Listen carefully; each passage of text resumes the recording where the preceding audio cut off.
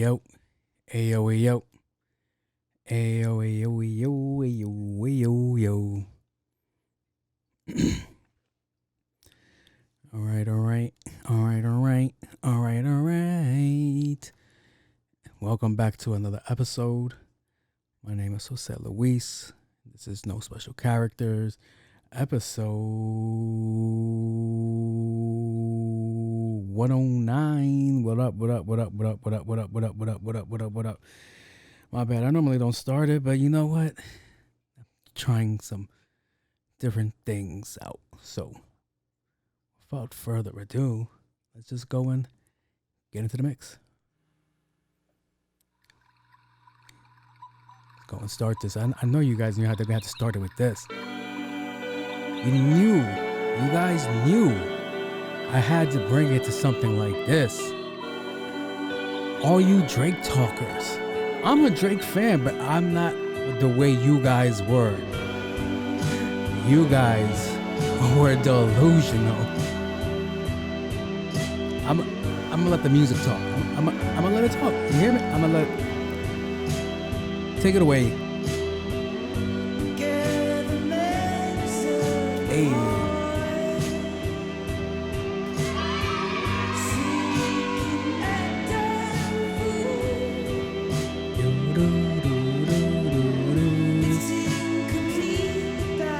Hey. What?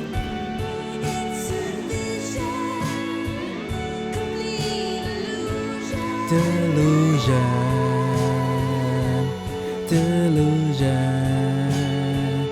That's what you guys were dealing with. Dum dum dum.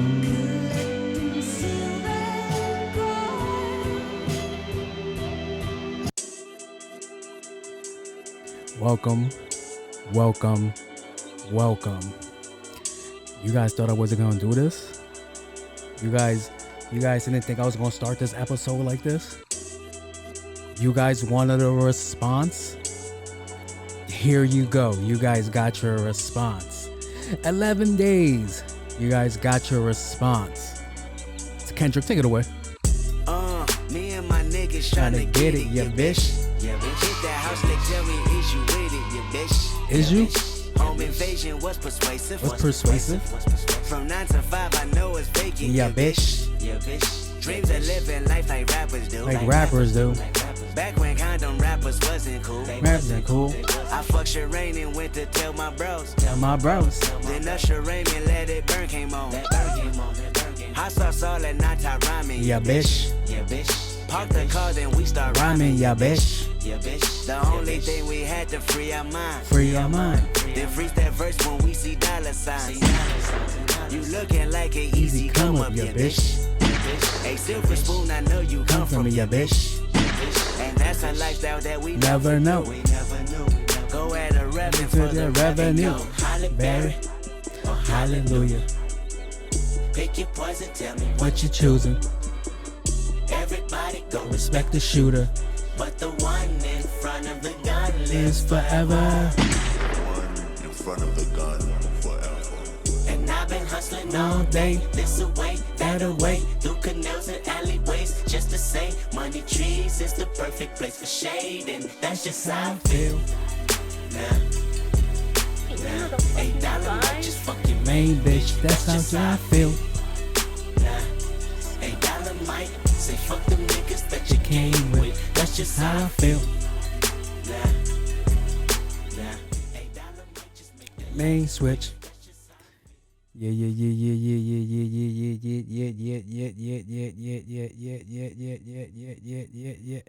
See, when I talk about this guy, I hold him in high regards. Now, this isn't to shit on Drake, because I love Drake's music. Drake's music got me through a lot of things.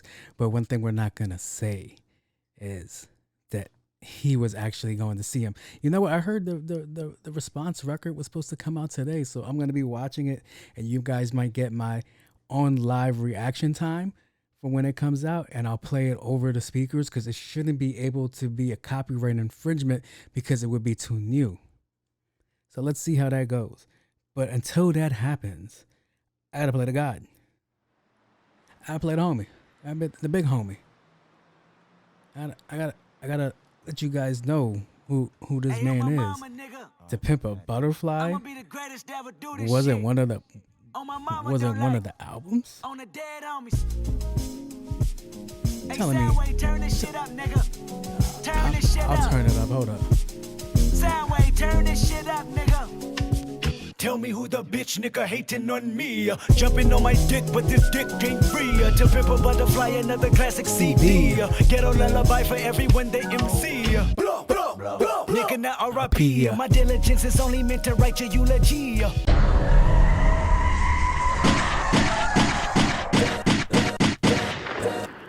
Dude, I wasn't gonna play this, so you guys smoking crack. Has to fight, nigga. All's my Like hard times like Canada, I couldn't back you guys. I'm sorry. Couldn't. Out of West Coast American. You think I'm not backing in a West Coast American? Nigga, we gon' be alright. Nigga, we gon' be alright. We gon' be alright. Do you hear me? Do you feel me? We gon' be alright. Nigga, we gon' be alright. Huh? We gon' be alright. Nigga, we gon' be alright. Do you hear me? Do you feel me? We gon' be alright. And when I wake up, I recognize you looking at me for the pay cut. Bahamas, I be looking at you from the face down. One Mac 11, even boom with the bass down. Skimming, and let me tell you about my life. Painkillers only put me in the twilight. But pretty pussy and Benjamin is the highlight. I tell my mama I love her, but this what I like. Lord knows, 20 of them in my Chevy. Tell them all to come and get me, reaping everything I sow. So my karma come in heaven, no preliminary hearings on my record. I'm a motherfucking gangster and silence for the record.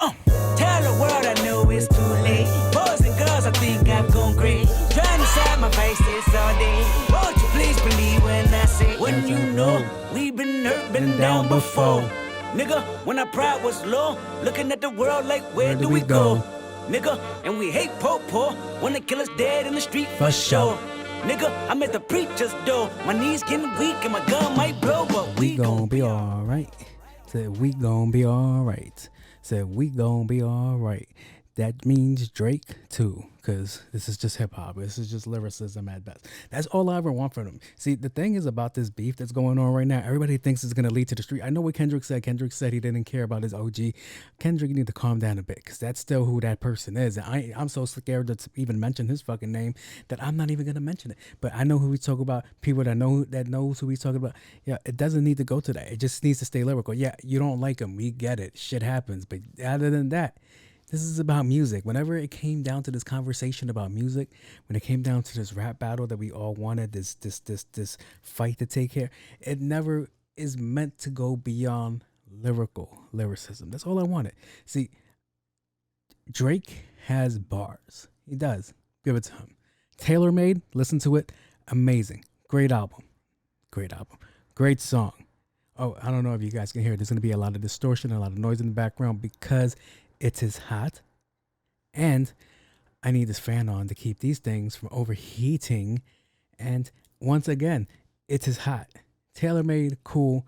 I thought Snoop Dogg was gonna say something, and it led to another interesting rabbit hole, which was Drake tried to stop Like That from playing. He sent the cease and desist, which is making everybody wonder, because Kendrick is cool with the Tupac estate, if he sent a cease and desist for Tailor Made, which is pretty interesting. But this is not what we're here for right now. This is just the beginning. This is the intro. I know I love music that much to just keep talking about it, but I eventually have to start the show. So let me go and hit this button right here. Hey, want to hear the most annoying sound in the world?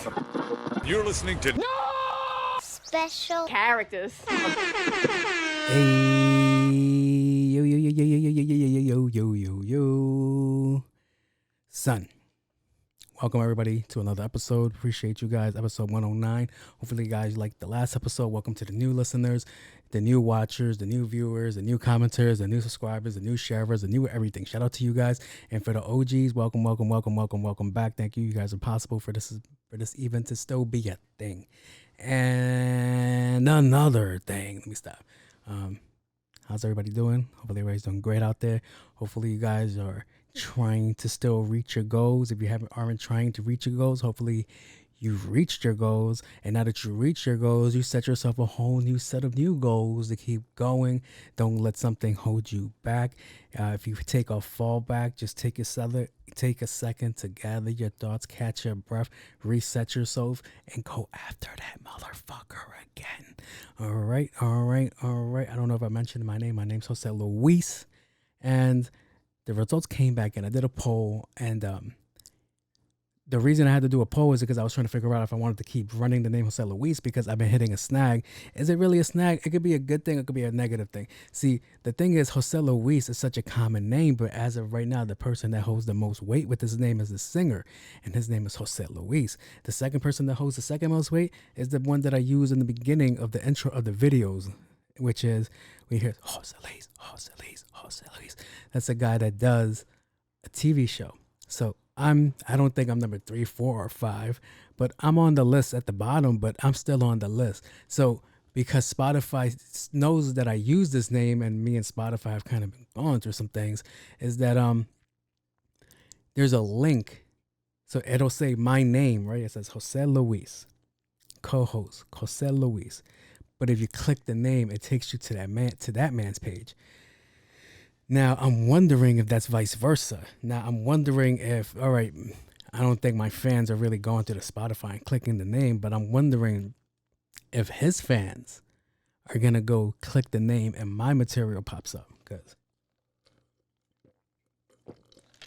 then it's not a bad trade. My bad, I'm thirsty.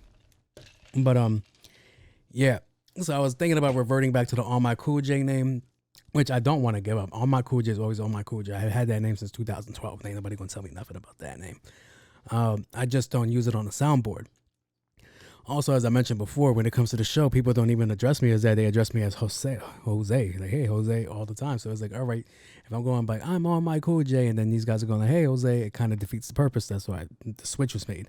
Now, if I bring the All My Cool J back, then I got to get rid of the person that did the original drops, sound bites, and bring in a new sound, which I don't know the route I even want to take that in. I don't know if I want to make it like funny, serious, or sexy, you know, like get like a girl to be like, no, I was about to do the noise, get out of here. But yeah, that's what I was trying to figure out. And I'm working on a new intro, because this is one of my favorite intros I ever made for the show, which is, love this intro. Conductor, we have a problem.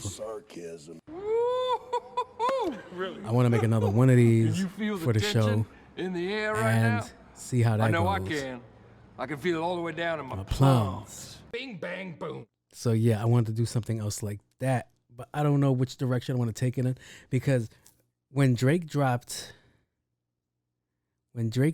dropping Give Me 50 with Who Kid made it, and he has the Owls play at the beginning of it, and I love that, because I'm like, yo, that will actually work pretty great for my show, because everybody that watches the show knows the show. I always say it to you guys, is that, yo, it is 1 o'clock, 2 o'clock, 3 o'clock in the morning. It is 5 o'clock in the morning. So this is like a night show, like a little night owl. So I was like, those owl whoos would actually sound amazing for the intro, but I didn't want to feel like it was like dick riding like that. So it was like, whatever, I'll figure it out.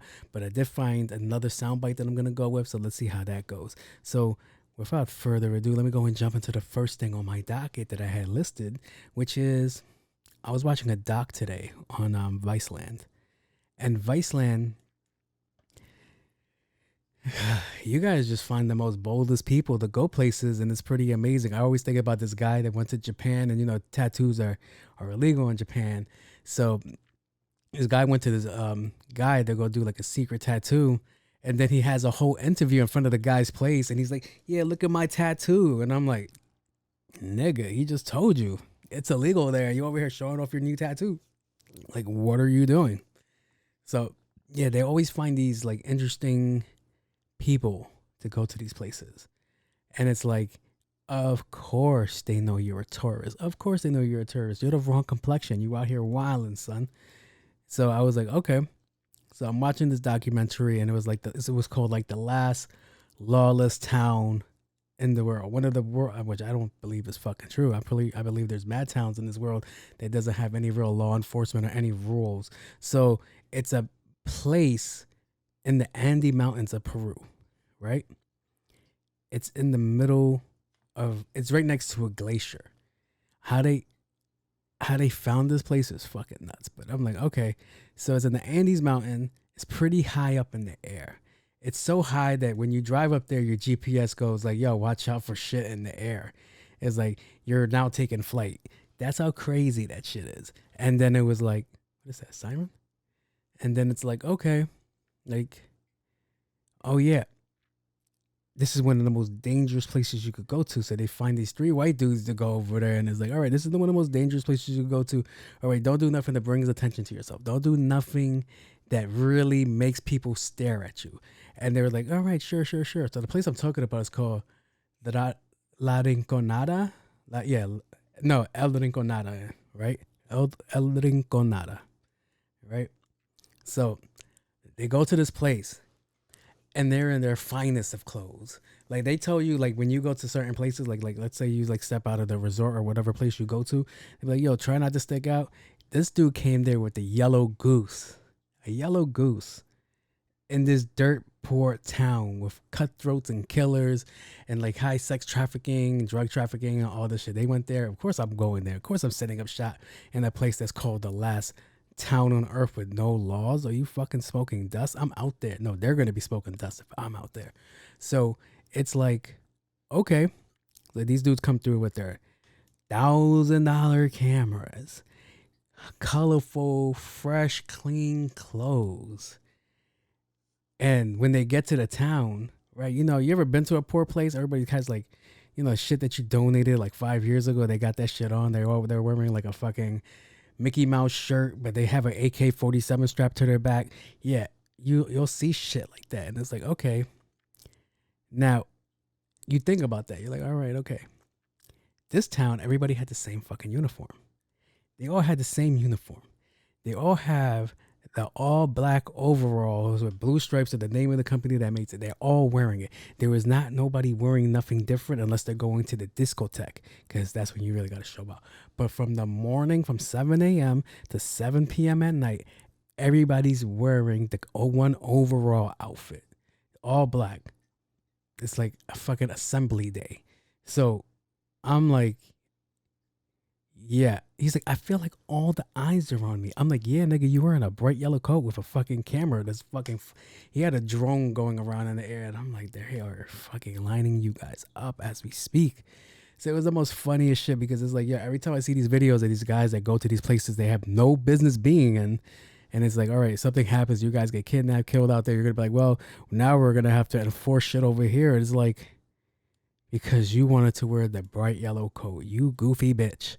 But yeah, it was pretty entertaining watching this, and I felt bad for the people in the town, only because they were being robbed, but maybe not really. Like, it's a bad job.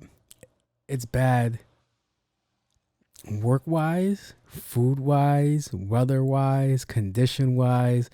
You're being extorted right off the bat. It's pretty bad out there, but there's a payoff, if that makes any sense.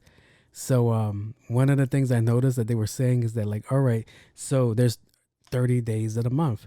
So for 29 days, whatever they find, they have to give to the company. And the one day out of the month, they keep whatever they make that day. Now, I'm pretty sure I don't know how to freak that. I'm hiding that shit. But then you run the risk of somebody else finding that shit, and that just fucks up your whole day. But it's not like you're getting it. You're not getting a cut of whatever you find in the first 29 days. Only on the 30th day you could keep.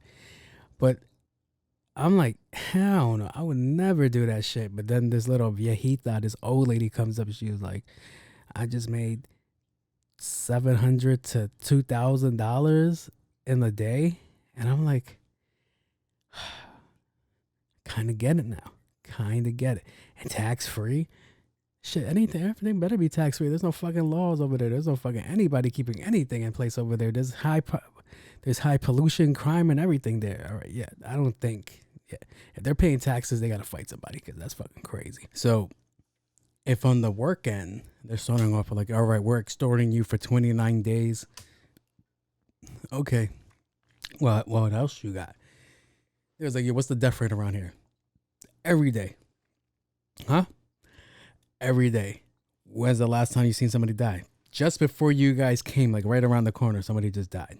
So it's like, all right, crime. And it was like, no, it goes beyond crime. There's so much shit that's not equally, there's no echo stability there. All right. The environment is totally harsh, bro. So when I say really harsh, all right, so there's 50,000 people staying there. It's not governed. It's not sanctioned. It's illegal mining. They're all searching for gold. So you know what they don't have, what we do pay taxes for. They barely have roads. There's nobody to clean up the trash, take care of the trash. They only have 3 showers in the whole town. For 50,000 people, only 3 showers that have hot water. All right. And they're like, okay, that's pretty bad. What else is there? Oh, you could get mercury poisoning because one of the big things that let you know if whatever you found had gold in it, they use mercury to break down the minerals around it. So it's like, all right, so why is that so bad? Oh, because it's in the water supply. Huh? You're like, yeah, it's in the water supply. I'm like, okay. What are the causes effects of mercury? Oh, it makes your teeth fall out. You get really sick. Your hair falls out, and you just basically start just dying like right away. And it's like, what else is there? Oh, terrible weather conditions at night. The temperature drops like crazy, and as you can see, this wasn't built to really sustain heat or just last in general. So everything here is just made out of the worst material that you can use. It's just an all-around pain in the ass. And it's like, if that's true, okay, maybe I could live with that. All right, I could just double stuff my fucking, what's that shit called? My sleeping bag. All right, okay. Anything else? Oh yeah, because we're in a mountain, there's 50% less air up here. I beg your pardon? Yeah, you know, you're gonna struggle a little bit. You're gonna start feeling headaches. You're gonna have to pee a lot, and then you're gonna have a hard time breathing until you basically just pass out. But before you pass out, your body starts to swell up, and like, I'm like, my nigga, you're explaining hypoxia, like that's exactly what you're explaining. So I'm like, oh yeah, I'm doing fine. You ever seen Total Recall when they get fucking land on Mars after they get sucked out of the building with all the air? Yeah. That's exactly what the fuck you're gonna go through, all right? And then because everybody's that's been bred there, lived there, or been there for longer than the amount of time that these newcomers have been there, they're all just gonna sit there and go. Because at the end of the day, it's still Peru, and we used to do mad sacrifices out there, B. And they were like, to the sun god. I'm just saying. So yeah. So basically just an all around shitty time in a shitty area, no matter the season. Now the people were nice that they did show.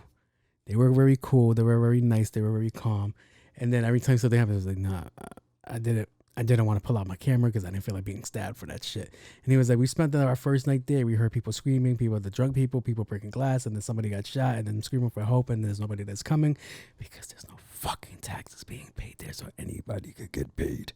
So yeah, it's pretty wild shit. It's like the Wild Wild West. If anything, that's like where you could actually live out Red Dead Redemption, except they're wearing modern clothes over there. So yeah, that was some crazy ass shit. And yeah, the crime rate. The crime rate was drugs and human trafficking. You know, the norm. So yeah, but it was pretty cool. And did I mention that the whole place is like covered in trash? So on the drive up, it was like he's showing the drive up, and you see the glaciers, right? Beautiful glaciers. Like, oh my God, that's so beautiful. And then they get over the hump, and it's like, it just basically turned into Staten Island. Trash as far as you could see. You remember the scene from fuck you want? You remember the scene from like Lion King? Everything the sun touches is yours, Simba. Yeah, that was like that, but with trash. Like that shit was crazy, bro. Such a beautiful thing, and then people just come and fuck it up. And that's the curse of humans, that we just, anywhere we go is just, we're gonna fuck it up. Speaking of beauty, I saw a meme today. And the meme was about the Beauty and the Beast. And spoiler alert, if you haven't seen Beauty and the Beast, you know he's cursed, right? He's cursed to walk around looking like this hideous creature, and his staff that he had was magically turned into the furniture around the house. Pretty weird, right?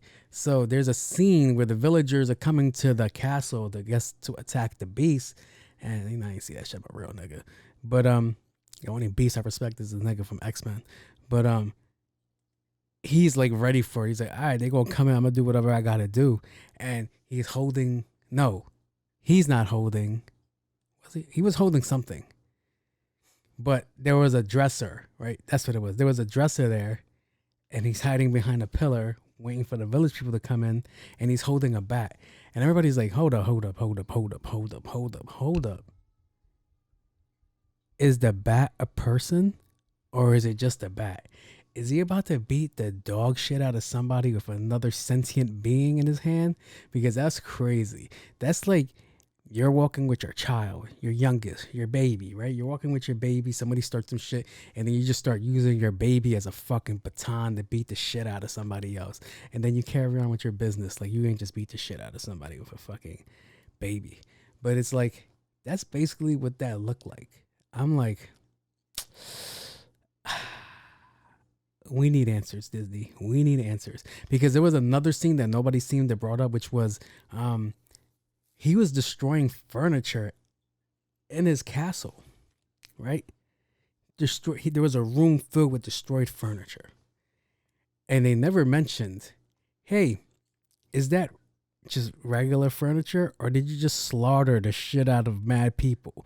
Like when I'm assuming at the end of it, the spell wears out, like, and then like that room with smashed furniture is just like bodies torn to pieces, ripped apart, head, spleen, arms, legs, arm, head, a lie in a box, like everywhere. Like that's what I was thinking. I was like, yo, he might be a mass murderer because he knows that the furniture is his staff, and yet he still sought to destroy it.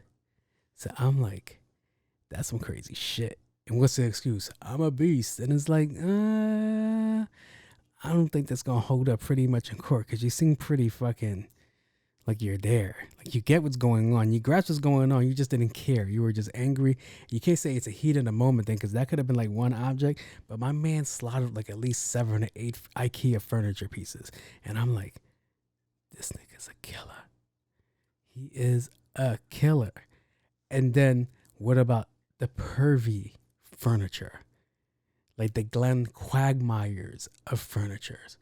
Like, what if a nigga's a chair, like the hornball nigga, and the staff was just like, I'm gonna be a chair, and every time she's looking for a place to sit down, it's like, sit on my face, bitch.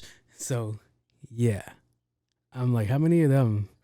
Or like, better yet, like when she went to like go to sleep and she had to undress because she just got out the shower, even though I'm pretty sure they didn't take a lot of showers back in the day. How many of the motherfuckers is watching it? Like, oh my God, slow down, baby. Like, think about it. Like, there's a lot of things that come into play when you start thinking about a lot of Disney shit. Like they were talking about Magnifico, and how at the end the conceited guy gets transformed into the magic mirror in Snow White, which is pretty fucking funny because Disney tends to tie in a lot of shit together. So yeah, that was a pretty interesting meme that I saw today, and it just opened the door for more conversation to be had. Because, like, imagine, like, yo, you're like, all right, yo, I just got this cool job. We're going to work for this guy. He's paying us handsomely. We're going to be set for life. And then on your first day, you just happen to go on the wrong day where the nigga gets cursed. And then you just turn into, like, fucking furniture from Wayfair. There's a child hiding inside your body. That was so bad. The thoughts, views, and opinions expressed by its host and I'm not hiding. Yo, what was that Drake line? He's like, I'm not hiding my kid from the world. I'm hiding the world. He's like, I'm not hiding my kid from the world. I'm hiding the world from my kid. That's the fucking IKEA furniture that's in there right now. Like, it just opens the door for so many fucking possibilities to flip this conversation. Like, yo, that's funny as shit. Like. No, not gonna step on that conversation. Not gonna step on that conversation. All right, moving on. Speaking of more things I saw on the internet, I saw an anti-bullying clip. And it was pretty fucking hilarious because people back in the 90s hatched these stupid ideas that were just... It's not right. It wasn't. It wasn't. It wasn't. So a lot of bullying happened in the 90s, and they only cared when the certain people went to certain places and started shooting shit up, but they didn't give a shit when somebody from Brooklyn was having an argument in front of their school and they magically got shot in front of the school. That shit that never made the news, right? They made movies about it called Dangerous Minds, but it never made the news until like Columbine and shit started happening. So it was like, all right, okay, whatever. So 90s commercial, kids getting bullied. He reaches out to this gang, right? Stay with me. Because you were like, oh, he reached out to the Bloods and Crips. That's pretty normal, right? That's what I thought too. But he reached out to a bullying gang. And the bullying gang pulled up to school. And they all pulled up in their motorcycles. Like, no. And they're all there. We're like, we're looking for Jared. And he's like, I'm Jared. I'm the one that called you guys. He was like, we're here to talk to your bullies. And I'm just watching this shit like, brother, like what? What's that? You brought a bunch of grown-ass adults. I don't know how they allowed this shit, but they allowed a bunch of grown-ass adults to go to an elementary school to go attack the bulliers by bullying the bulliers. They were doing anti-bullying by bullying the bullies, the bullied bullies. That's a lot of fucking B's in that conversation. Chris Brown would be so proud. But yeah, it was like, okay, so a bunch of these grown-ass men pulled up and he's like, you shouldn't pick on kids. And I'm like, nigga, you're wearing assless chaps to the school. I'm like, you should now be registered as a sex offender, you sick fuck, coming to school with no fucking, with assless chaps. The nerve of you motherfuckers.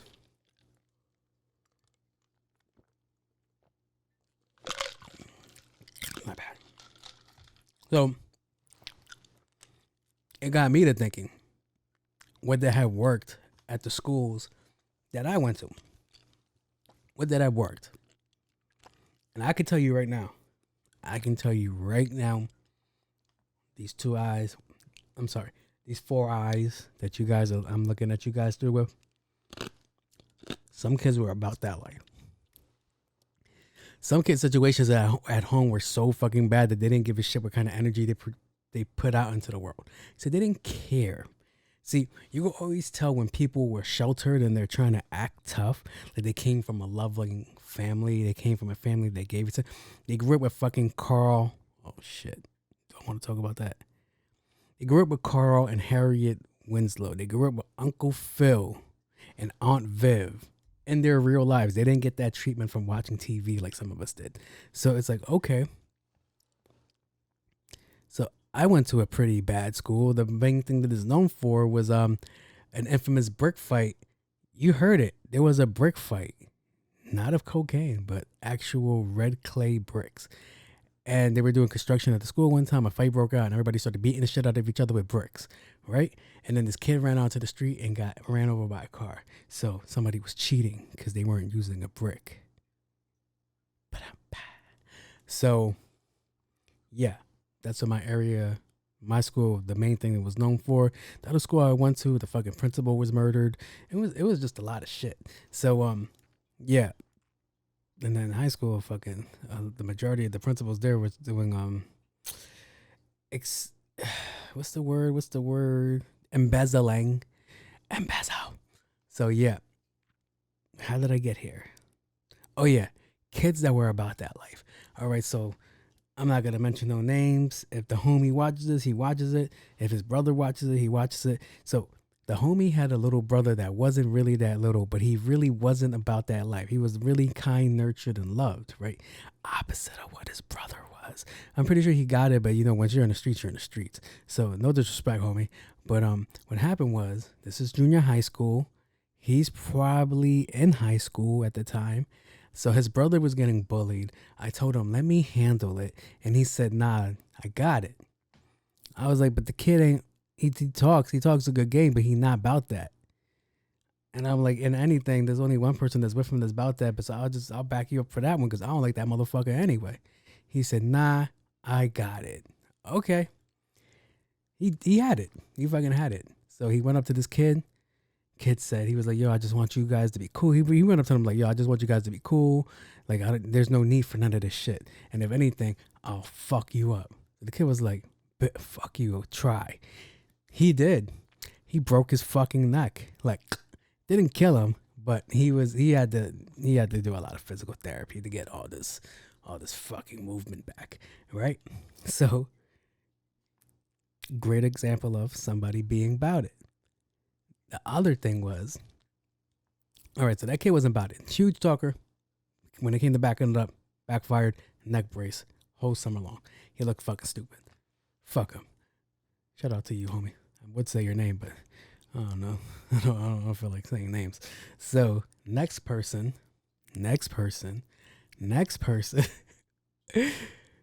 Same situation. Some was being bullied. Okay. Some people have the beautiness of family, right? Beauty, like, oh man, you're gonna bring your family. All right, we're all gonna go to the school. We're gonna tell them stop picking on you, right? Back to what I just said. Some kids are going through it in real life. You never know what somebody's going through until like somebody they tell you, which they're not gonna fucking tell you unless they're already in the back of the cop car. So, yeah, same situation. This kid's brother and dad came up to go talk to the kid. They didn't go to the school channels, went to talk to the kid. Like, yo, man, don't be touching my fucking kid and blah, blah, blah, blah. Yo, if you next time you have it, it's fucking time's up. It's curtains for you. You know, they're from like the 80s, 90s because they're older. Where the dad was. He's like, it's curtains for you, motherfucker, you jive ass turkey bitch. And I'm like, what the fuck is happening over here? So he was basically like, okay. He's like, yeah, it is okay. No, you misread the okay. You misread the fuck out of that okay. That okay was an invitation, like, all right, shit's gonna go down now. And the ass whooping that kid dad received, the ass whooping his older brother received, and the re-ass whooping he received, let them all know the 3 generations of men just found out they're not about that fucking life. And now you got to transfer your kid the fuck out to school because you all just got your ass whipped at a junior high school. Like all of you. All of you 3 losing the fade. And it wasn't like a close fight. Like that's terrible when you find out somebody that you think is the person. Like, yeah, that's the person. That's the guy. Like, he's not the guy. He was not the one at all. Like, you seeing your pops get washed. I'm never fucking doing chores in the house again. What do you mean, take out the trash? Nigga, you still in here. Get the fuck out of here. You take out the trash. So it was pretty fucking crazy. I'm like, that's why I'm like watching this video. I'm like, sometimes that doesn't go the way you think it's going to work. Because if a group of fucking bikers pulled up in front of me at that stage of life when I was filled with anger and rage and shit like that, he was like, you don't want us coming back. Come back here again, pussy. What the fuck are you gonna do? You gonna hit me? All right, you're gonna catch a case. You're gonna go to jail. I'm gonna say you fucking touch me funny. I'm gonna ruin your fucking life just because I can be a dickhead and do that to you because you and all 19 of your posse pulled up to go fuck with me. Instead of teaching that kid how to defend himself, probably defend himself or anything that he could possibly use, but pulling up with assless chaps and telling him, all right, we're gonna step to your bullies, could go totally fucking wrong. So I know for a fact after that happened, that poor child went back to school the very next day and they bullied him even fucking more. They gave that motherfucker probably 13 reasons why. Like, that's how much I know. Like, I know that shit didn't work out. Because even the motorcycles weren't cool. They weren't pulling up in like fucking Harley Davidsons with the fucking 8 bars. Fucking pulling up in cafe racers. I was like, all you motherfuckers is gonna get washed and then you guys are gonna take me back home safely. Secure. Shit. That shit was such a crazy fucking story. So when I saw that shit, I was like, oh man, I hope no kid really ever goes through that shit again where they're relying on these people to get you some attention back and save you from bullying and just make your situation way more worse. Yeah, man. Just like imagine if you're the mom in that situation and you hear all the men in your family got their ass whipped. I'd be... You don't mean that.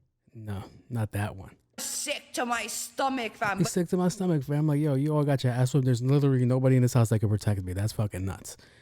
That's nuts. That's how you... The more you fuck around, that's how you the do more it. you're going to find out. Exactly how it goes. That's how you fucking find out right there.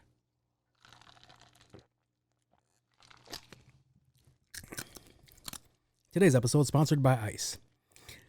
The liquid frozen kind, not the agency. So without further ado, let me go and move on to We interrupt this program for an important news announcement. the cool report. Now.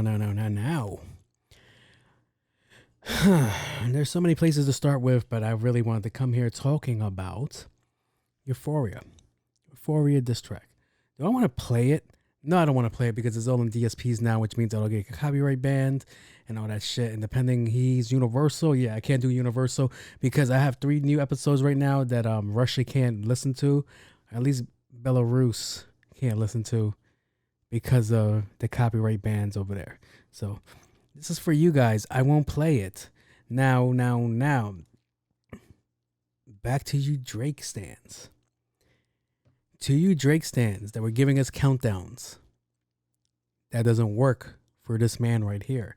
This man's going to roll whenever he's going to roll. He's going to be tactical. He's going to attack all aspects. Now, if you ask me, some of you really didn't, but I'm going to say it anyway.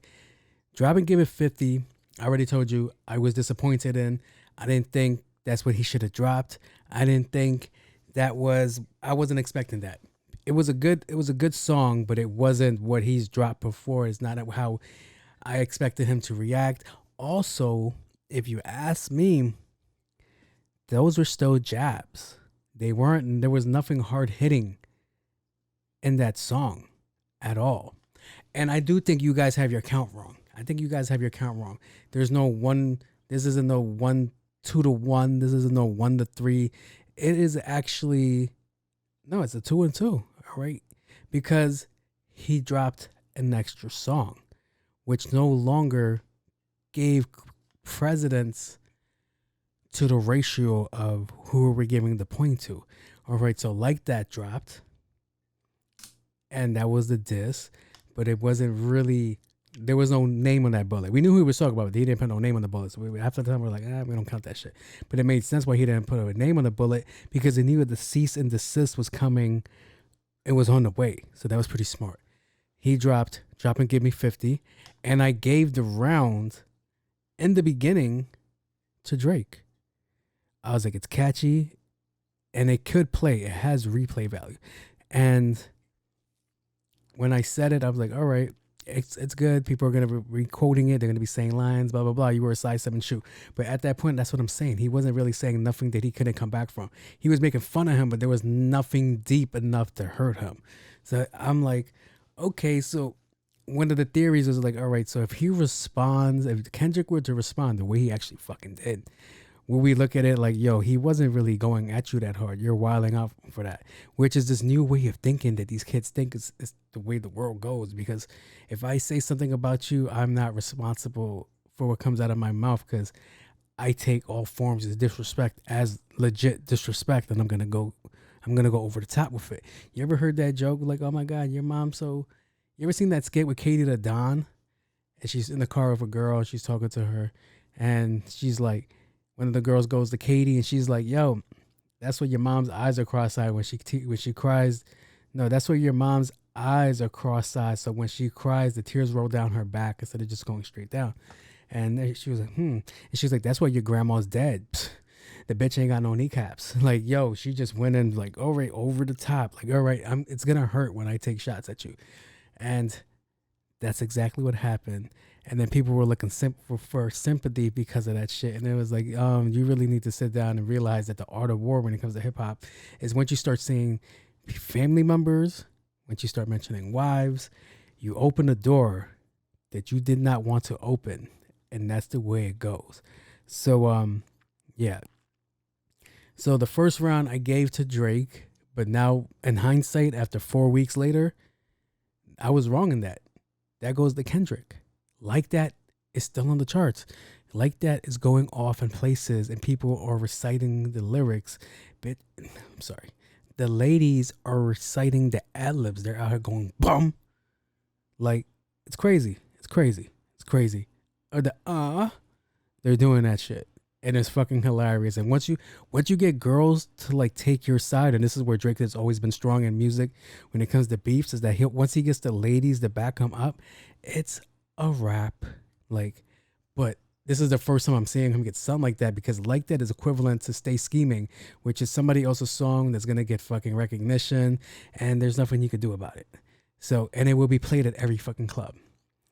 Now, I had Drake up 1 and it would have been 2, but he dropped Tailor Made. And once he dropped Tailor Made, that 1 stayed there. And now I'm comparing Tailor Made to this song, Euphoria. Euphoria has it. Tailor Made was good. It was good. I'll give it to you. Amazing. Having Pac question, AI Pac question his credibility, cool. Got it. Well, even what he said, amazing. But if I'm comparing it to Euphoria, it doesn't hold a candle. 3 beat switches, it's a problem. All those accusations, it's a problem. From the being a bad parent to possibly a pedophile is fucking crazy, son. Like, bringing out all these skeletons and going like, yo, still, there's still more for me to say is crazy. He really like swung to take his head off. Fucking bullshit. Like, there was no jab there. That was just complete, like, I'm going to take your fucking head off and there's nothing you could do about it. That's exactly what that was. So I'm like, yeah, go off.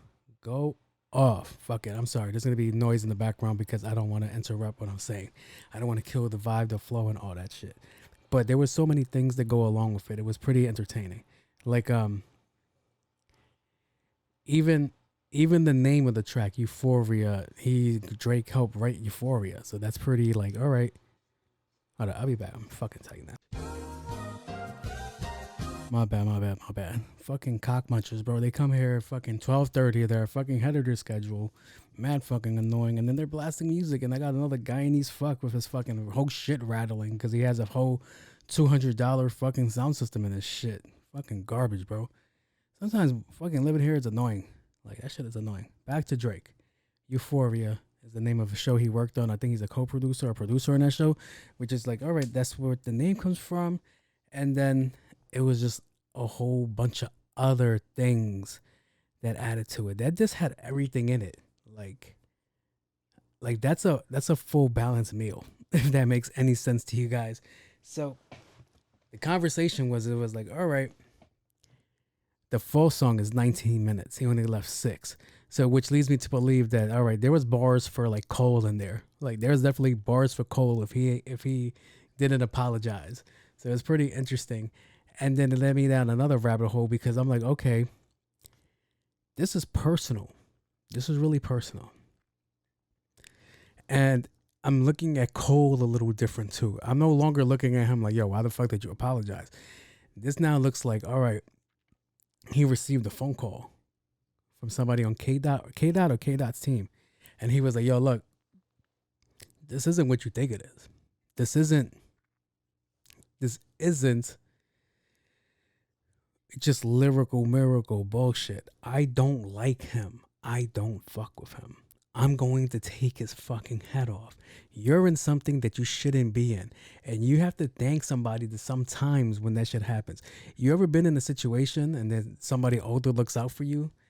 Like, yo, yeah, you shouldn't be. Oh, big homie Zeke. Run time, side tangent. I was going home and there was like 30 Crips on one side of the street. And there was like a bunch of bloods forming over there. This is pre-banging days. Pause. And I go up to Zeke. Zeke just came home. So I go up to Zeke and I'm like, yo, Zeke, what's going on? And he looked me dead in my face. And he said, yo, little nigga, get out of here. Some shit's about to happen. And that's all it took for me to understand, like, all right, I am not part of this lifestyle. Whatever's about to happen here, I have nothing to do with.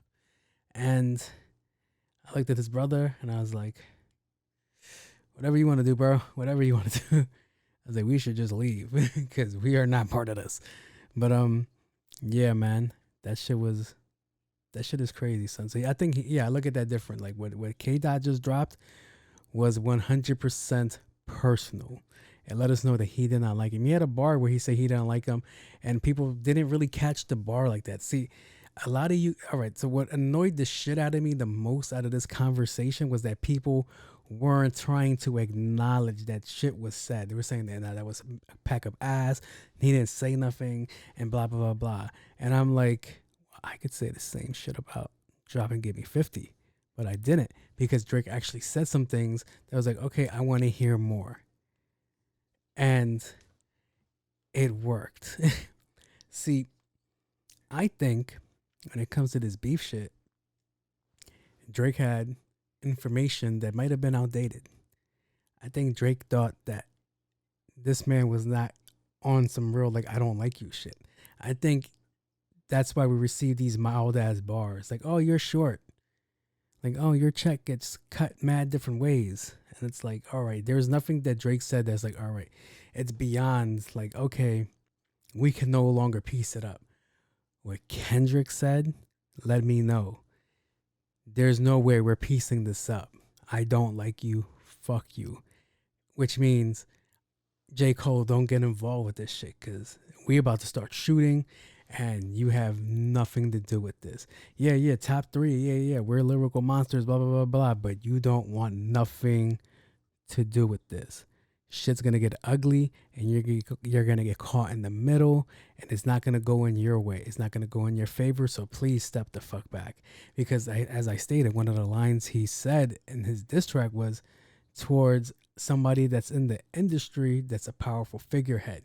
And he said, yo, we could go beyond rapping and go down that route. And I'm like, no. Just keep it rapping. Keep it rapping. But back to you, Drake stands. Gilly the Kid said that it was a pack of ass. That it was a pack of ass. And I'm like, what? He's like, that's not it. Now, when I first heard the diss, I said it too. I was like, this is amazing for lyricism. I'm like, all right, but this isn't it. I'm like, this isn't something that's gonna get replay value like that. It's the second day right now. Yeah, people are still bumping it, but I don't see a lot of replay value in it. The same way I don't see a lot of replay value on Tailor Made or Give Me 50. I don't see a lot of replay value on that at all. Kind of like this song. Don't see a lot of replay value. Amazing song. Don't see replay value. And the other thing is that Like That has plenty of replay value. And I think that's what's going to keep Kendrick a little bit above this, unless Drake goes back to the melodies like Kendrick wanted him to go back to, and kills him that way and have people singing the fucking song in the club. That's the major determined factor for this conversation, is that you're not gonna like what I'm gonna say, and people are gonna sing along to it. So let's see.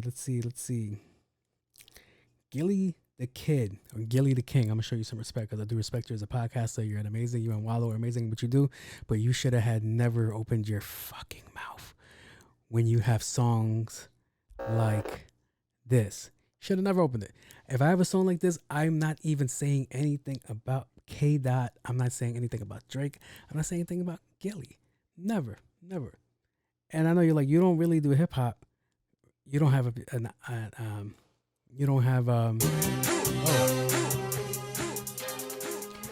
I don't have a song. Actually, the beat's pretty fire. Dun, dun, dun, dun, dun, dun, dun, dun, dun, dun. I know I'm not catching a copyright for this shit. If I do, I'm fucking blocking it. You heard it here first.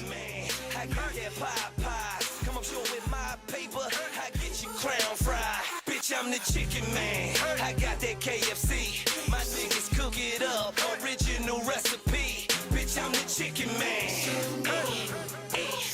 I want to hear where I can hear Lil Wayne similarities in his rhymes, since he said he wrote for Lil Wayne. Bitch, I'm the chicken man. The police trying to get to me, cause I'm selling chickens, got them whole ones in rotisserie. 150K a flip, come on, that's grip to me. I lost a couple in the mail, that wasn't shit to me. I'm addicted. Nigga, that shit almost made me just go vegan. Past the fucking vegan Oreos. Get that bullshit out of here, son. When you have something like that, I don't want to hear shit out of your mouth. Now, I'm pretty sure Gilly has some songs that are like, all right, I like that. But never have I ever, this is going to be mean, and I do mean this, and I do mean this. I have never heard anybody say, yo, play that Gilly. I know that's a meme, but I'm being dead ass serious. I see people they say that shit like, yo, I never heard anybody say go turn on that Jay-Z, go turn on that Andre 3000, go turn on that, go turn on this. Yeah, I call 1000% bullshit on that. But what you not gonna tell me is anybody, nigga. What you guys are never not gonna tell me is that somebody actually went and why the fuck is this shit still playing? I'm not giving you another view. Sorry, Gilly. That I never want to hear somebody that dropped a song like that go, yeah, what Kendrick did wasn't it.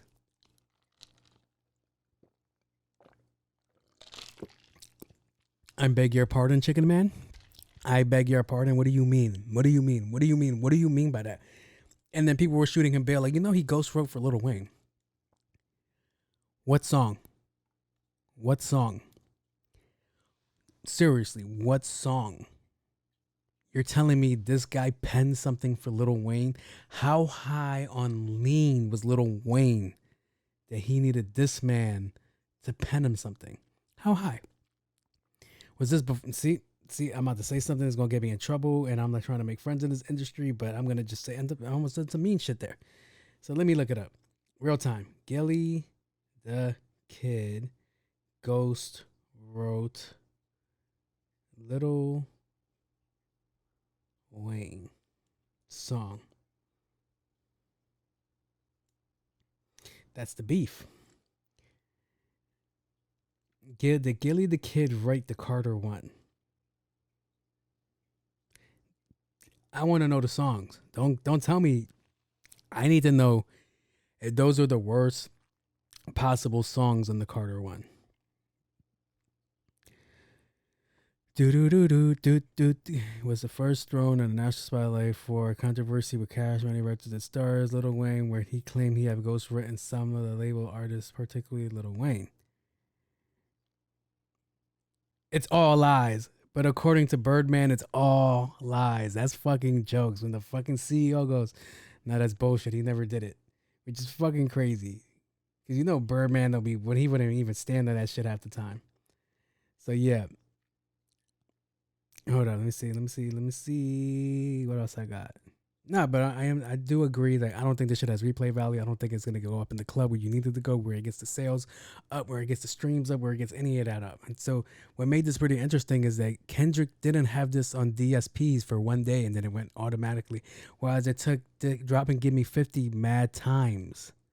It took it like almost 2 weeks to hit a DSP. So yeah. It's pretty entertaining. Euphoria, personal. That shit hits hard. He let him know that he didn't like him, like genuinely didn't like him. To question somebody's fatherhood is fucking crazy, son. To question people. All right, so there was a line that I didn't understand, right? There's 2 lines that I didn't understand. And one of the lines was like, all right, the girls that you with really aren't women. So I took that as, all right, that's kind of like pedo allegations. And that wasn't the real pedo allegation that was said on the line. That was just another line that just sounded like it. Or I took it as he liked the lady boys. Or I took it as what they really told me what it was is that that the girls he talked to, other girls don't like him because of the way they represent themselves, which they don't seem very ladylike. So it was pretty cool. And I was like, all right, the way other people broke things down. So I was like, all right, I kind of like where this conversation's going. And I can hear you guys. All I can hear is criticize. This is your analysis. It's a genuine analysis. It's something that I'm not going to repeat what every other podcaster said. All right, I'm not going to do a lyric for lyric breakdown, which is going to cause an ill problem with my monetization on YouTube. Like, for the first time, I'm your conscience. And I'm listening to it. So yeah. Besides the Chicken Man, besides a lot of people that were talking shit, it's like, all right, I get it. A lot of them were clout seeking, and it's like, all right, whatever. But what it really came down to, I was like, to go and say this wasn't a genuine diss, this wasn't a diss that was noteworthy, this wasn't a diss that didn't make Drake go like, all right, I gotta go fucking figure this shit out. To go Nah, that was nothing. That's crazy. And the one line that I will agree that I call complete bullshit on Kendrick is Drake does have classic albums. He does. I say he has 3. 3. Yeah. Let me see something. Let me see something. Drake. What do I find of his that's a classic album? He didn't drop the song yet. All right. Classic album. Do. Take Care. Nothing Was the Same. And I would say if you're reading this, it's too late. There goes 3. Maybe, let me see views. Nah, I don't have views up there for me. I do have More Life. Do I have More Life? 1, 2, 3. Nope. That shit didn't have a lot of a replay value for me either. I would say Scorpion. Nope. Better. Well, Scorpion. 4. So 3.5. 3.5 classic albums, I'll give it. I don't know if you guys are going to count Thank Me Later. I love that album, or So Far Gone, but those are mixtapes, so I can't count that in the conversation. So yeah, that's the one line that I was like, all right, Kendrick, you got to relax there, because I'm like, you got to give him something. Like, you got to say something that's like not over the top with it. So it's pretty interesting. Also, this is really the only reason I think people are really on this like that is because this is the first Kendrick has never been battle tested, and Drake has never been. He's never had an actual real lyrical foe. Now, Pusha T is a different thing. I think that's another personal issue, but yeah. And Pusha T whipped his ass. He never responded back to Pusha T, but that's a whole nother story. But at the end of the day, lastly, before I move off of this topic, which I spent entirely too much time on because of the fucking garbage truck, I just want to know, with all sincerity in my voice, what does Ja Rule think? I want to hear what Ja has to say about this, because if Ja doesn't tell me how to feel about this, I don't know how to carry the rest of this conversation. Which he kind of did. He said that it reminds him of his situation. Ja Rule, nobody ever claimed you were being fucking lyrical. How the hell did you manage to insert yourself like this? Kanye West too. How the hell did you insert yourself in a conversation that has nothing to do with you? Even though I kind of get it, but you should have fucking took shots when Drake took the shots. You over there hugged him at the Hoover fucking event. You guys are holding hands. You guys exchange bracelets. You guys swap sweaters and all that shit. Like, come on, son. You're not lying. You're lying to me with that, son. Like, Kanye, you need to like calm the fuck down. So, see what else I got on my docket. Gilbert Arenas, you fucking genius, sir. Genius. Fucking idiot at the beginning, but still a genius. So he recently was sued by his ex-wife because he gave her a fake ring.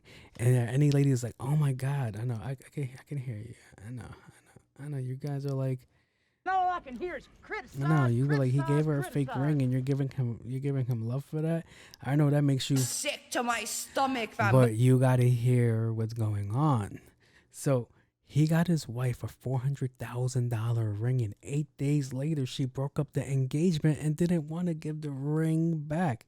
If you ask me, sick to my stomach, fam. I'd be sick if I spent $400,000 on a fucking ring for it to be taken away from me. So my son Gilbert got the scheming, he got the thinking. He said, what do I gotta do?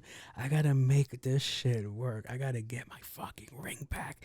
And he got it together. He stayed with her for I think about a year or two. Enough time for him to make a replica of the ring, which he still ended up spending bread for the ring, about 10 bands, to swap it off her finger and take his $400K back. So give it up to that man, kids. That's pretty fucking genius. That's how you move. That's how you're supposed to move. Like, all right, I'm not going to move emotionally. I'm going to take my time. I'm going to strike when I want to strike. And that is all that it is. It's all that matters. That I'm going to get my lick back, and either you're going to know about it or you're not going to know about it. But I will, and I'm going to have a really great sleep at night. So she was talking shit I think on social media, and one of her friends was saying like, yo, you got to paint him as a danger to himself. He's a bad parent and blah, blah, blah, blah. Take full custody of the kids so you can take all the money out of his fucking account.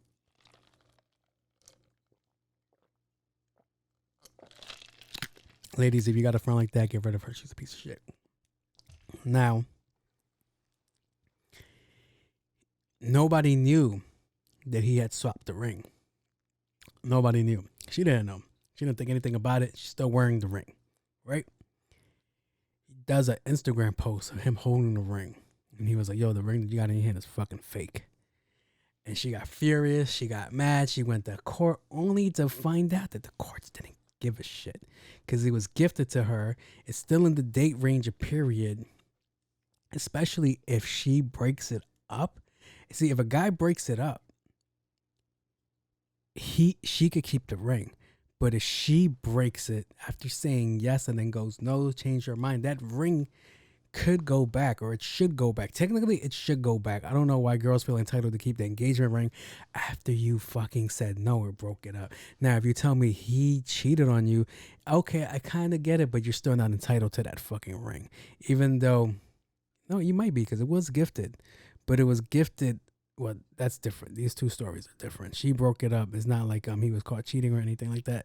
But at least that I know of. So it's pretty entertaining. And I'm like, all right. Why he said, yo, oh, that's cute. Watch this shit. And she took it to court. The judge said, no deal. And she was like, it is what it is. Did you notice that the other ring was not the same? Blah, blah, blah. Does it look just as good? She's like, yeah, it does. All right, case adjourned. We're fucking out of here. We're done. Shout out to Gilbert Arenas, because that's how you take care of business. My nigga Gil. You never thought a nigga named Gil would be the fucking person? The only Gil we'd see, that's the shit that gets me in trouble, because Gilly would probably say some shit if he actually cared to know who the fuck I was. So, yeah, pretty entertaining. 400,000 on a fucking ring is crazy, but I guess when you got money, you got money. I wonder how many men have actually were able to pull that off, because I always hear stories of girls that get away with the ring and they fucking spend all the money, they cash it in, and it's fucking crazy, because that's like 3 months of salary if you're lucky. But I don't think 400K was 3 months of his fucking salary. I just think he just wanted to spend 400K because he genuinely liked her. But to each his own. Now, the last thing I got on the cool report is, these are one of the stories that I don't know if it's true or not, but it's just too good of a moment to pass up. So there was a situation overseas, I forgot where it was, where this girl found herself about to be on the end rope of an SA case. She was about to be a special victim, right?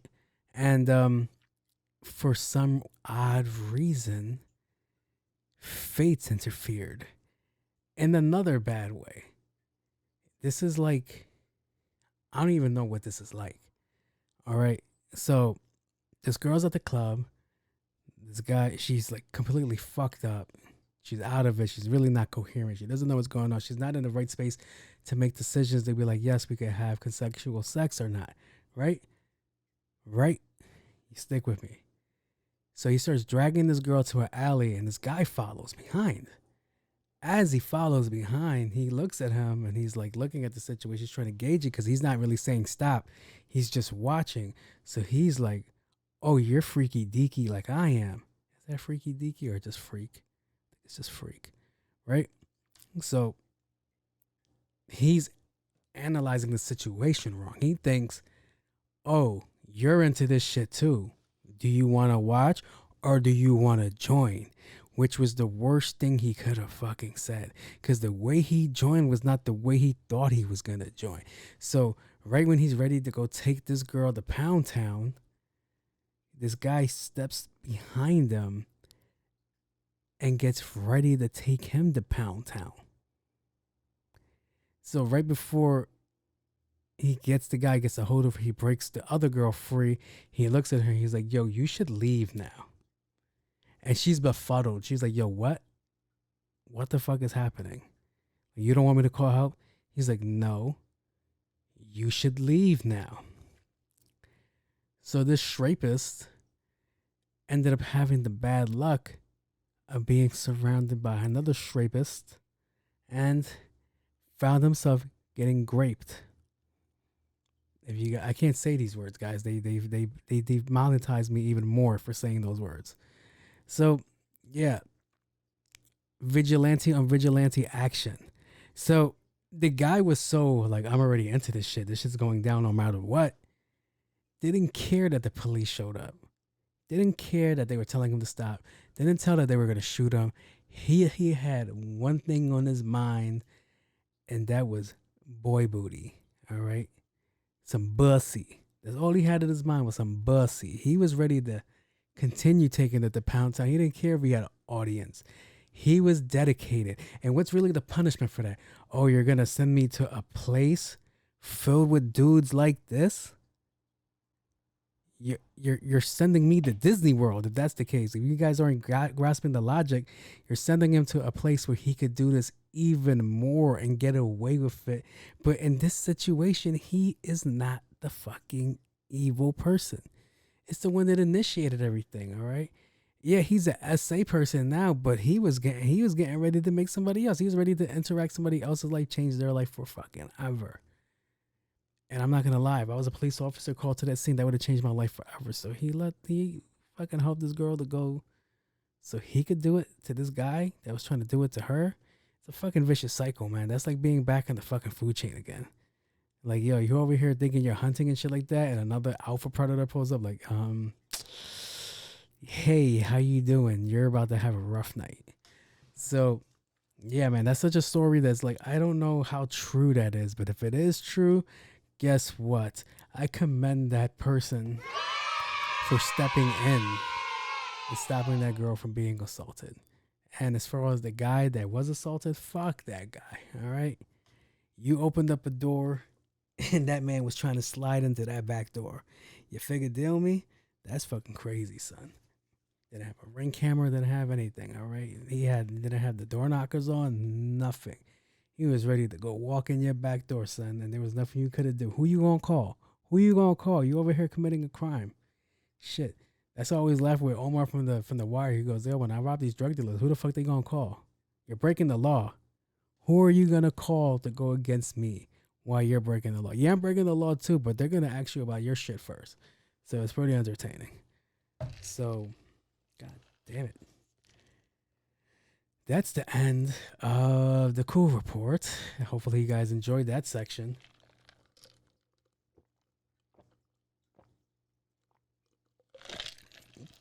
I know a lot of you didn't. So, move into the Ask Me a Question section. And let's look at the questions they're going to ask me again. Nigga. You know, I'm going to let Siri play it. Cause I don't want to say it no more. Oh. Hey, comic book boy, if you like accuracy so much, why didn't Captain America come back racist or sexist? You are absolutely right, sir. I don't get how Captain America came back so modern, how he came back so down to earth, how he came back like he wasn't from that time where shit was socially accepted to be an asshole. Like where he was open for feminism and racism and didn't care. He fucking probably smoked a cigar first thing in the morning, chewing tobacco, all that shit. He probably slapped Peggy Carter a couple of times like, bitch, make me a sandwich. I don't know who this person was that Disney portrayed, but you are absolutely right on this question. And is why the fuck was Captain America so politically correct soon as he thawed out? Just think about it. If you thaw somebody out from that time period, the 1930s, 1940s, and you see Nick Fury standing above you, and he's like, so we got you. Boy, why is you talking to me like that? That didn't feel right. No, that's not what I said. for him to come from that time and still be like, yo, why the fuck is this guy talking to me crazy? Did he fucking forget his place? Does he not know where the fuck we are? This is Brooklyn, bitch. Wait, does that mean black folks gentrified Brooklyn first? Because Captain America is technically from Brooklyn and his area technically was white first. I could be totally wrong with that. I don't know what part of Brooklyn Captain America's from. But yeah. It was like, I get what you're saying. Like, he should have came back racist. He should have came back sexist. He should have came back with fucking terrible cholesterol. He should have came back with all this shit. So yeah, I get it. You know what made me laugh is that a couple people hit me up about the Punisher logo thing, and I always knew it because my cousin was one of the people, and he goes, you know, that means they're in a gang, right? I was like, I know. It's fucking crazy. Crazy that some of the stance, the people that commented, because my cousin just mentioned that, yeah, that means they're in a gang. I was like, no, I do know that. I do know that. That's why I said what I said, because I'm looking at them rock that emblem, and it's like, he wouldn't fuck with y'all. And the other thing was, which I hate when you motherfuckers say, because it lets me know your privilege. I know people don't like when I start talking like that. I get it. But it lets me know your fucking privilege, which is, well, if you don't like police officers so much, then why do you call bitch? I ain't never called 911 a day in my motherfucking life. You fucking hear me? Do you hear me? I have never called them a day in my life. You want to know why I wouldn't call them a day in my life? Because they take too long to get to my neighborhood. The last time somebody called 911 that was next to me, this person was stabbed. It took the fucking ambulance 20 minutes to get there. 20 minutes. 20 minutes. That motherfucker got up, got some crazy glue, closed that shit up, and just walked away and continued on with the rest of his fucking day. That was a long time ago, but it could be different. The response time could be better, but I'm just saying, from what I experienced seeing that, nah, I'm like, I'm good. I'll take care of it myself. Shit. Or think about the Dave Chappelle joke. He's like, they won't believe I live here. And I've actually had that experience where I'm like, yo, I'm standing in front of my house and the police will be like, hey, where do you live? Right here. Let me see your fucking ID. What? I just answered your question correctly. No attitude, no sass, no nothing. You fucking with me? And I'm like, oh my God.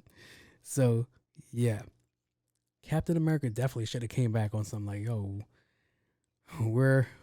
where's the Klan at? We need to talk about all these fucking changes. The Nazis did win. Son, that shit is fucking crazy, son. You know what? That was a good question. I like you. I fucks with you with that. Fucking racist ass Captain America. Is that a dick plushie? Yes. Yes, it is. It's a dick plushie. I don't know if you guys can see it, but right here, that's a penis. Ask me about it. Interesting that you should ask. So I went to an arcade, grand opening of an arcade maybe a week or two ago called Gotcha in Flushing. And while at this arcade, I don't know if I mentioned the story yet, but if I didn't, my bad. If I did, my bad. If I didn't, here, listen to this shit right here. So we're in this arcade. It just opened. And my brother, I have my little brother with me, he thinks, like, oh, it's the first day, it's grand opening, they're going to go all out, they're going to hire characters, extras, and shit like that. And I'm like, why would they? Because he spotted somebody in the crowd walking inside the store in a full woman's outfit, and sad, politically incorrect me noticed that it really wasn't a woman. What she claims to be is whatever she wants to claim to be, but it really wasn't a woman. So my brother's fighting me tooth and nail over if this person works here. And I'm like, sir, this is Flushing. That person does not work here. If you look at all the employees, they're wearing black t-shirts, and the black t-shirts say gotcha. So I'm like, they work here. They look miserable. They don't want to be here, but a check is needed. That person's actually winning shit. They're working around mad prizes and they're chilling. That person does not work here. He was like, but why would they dress like that? I was like, look around. They all dress weird. This guy's wearing a fucking fur coat with rabbit ears on his fucking head. That came with the coat. He didn't add that. There wasn't an extra attachment piece for that. It came with the coat. So that lets me know there's more crazier shit where he shops at. So we're going through the machines, blah, blah, blah, blah. The machine that I wanted, the side duck machine, wasn't working. So I go to this weird machine. And I really didn't know it was a penis. I was like, all right, some pink fluffy shit. I want to know how this game works. Let me try. So I completely didn't understand it. Didn't grasp the instructions. And I completely fucked up. And then 2 seconds later, he hears, I can help you. And I'm like, who said that? Who said that? Who said that? And I turn around, and this 6'5" person in a Sailor Moon outfit goes, I can help you. This is how you do it. And I'm like, okay. And then like he gets like right on me. He doesn't explain it like, all right, this is how you do it. He just gets right on me. And he starts moving it. And I'm like, I'm not going to put my hips into it, because if I feel anything more than a fucking 3-iron in your fucking trousers, we're going to have a fucking issue. 3-iron, no, 3/4 wrench. Yes, that's what Carter said, a 3/4 wrench. Anything bigger than a 3/4 wrench, we're going to fucking beat his ass. So, yeah. So I started laughing, and I can see my brother's face. He's just like, you're in dangerous water. And I'm like, I've been there in real life and drowned. Come on. This isn't nothing that scares me. So he helps me win the prize. And then I see the awkwardness on my brother's face. And to get the prize, you had to bend over fully over to like open the trap door, get your prize, and just move forward. And my brother's like, don't do it. This is equivalent to dropping the soap. I'm like, you think something's happening to me here in front of all these witnesses? He's like, don't do it. Don't do it. So just to piss him off, I do like the sexy girl lean. I do the Drake. I do the sexy red, like, oh, 2 bad bitches is here together. And I did like the slow pickup and like poked out my ass just to fuck with both of them. And it was like the most funniest shit ever. And then with the conversation stop was like, yo, it's pretty amazing. Out of all the things you gotta help me find, person, you help me find the one thing that you're trying to get rid of, which is a dick. So he didn't appreciate that. I'm sorry, she didn't appreciate that. But yeah, that's a dick plushie. That's where I got it from. And their culture, it seems, well, not that person's culture, but the culture in general, they said that's supposed to bring in good luck. I don't know how, because I kept mine's. Mine's has been attached to my body all my life, and I have yet to feel any good luck out of that shit. Burden after burden. It's your kid. Fuck off. Let me move on to the next thing on my docket. Did you hear about the conjoined twins and how they're both married to separate men? Yes. Yes, I have. I have so many questions. I feel that's such an odd relationship, such an odd couple. How do you share? You need a California king. You can't do that on a twin size bed. I know they're twins, but those 2 big niggas can't get in the same size bed as a twin. They only share one vagina. That was the other thing. Like, you share one vagina. Who are you fucking? Do they both feel it? Do they both get it turned on? If I'm insecure and I see him fucking his girl and I see my girl making faces like she's getting dick down crazy, I'm like, hey, yo, you stop. All right, you stop pleasing her. Don't be pleasing my girl, okay? All right, cut that shit out. Or like, what if you want to get some head, right? What if you want to get some head? And like, like your girl has to turn over while she gives her man head, and you just see your girl just laying down on the bed all flat like a fish.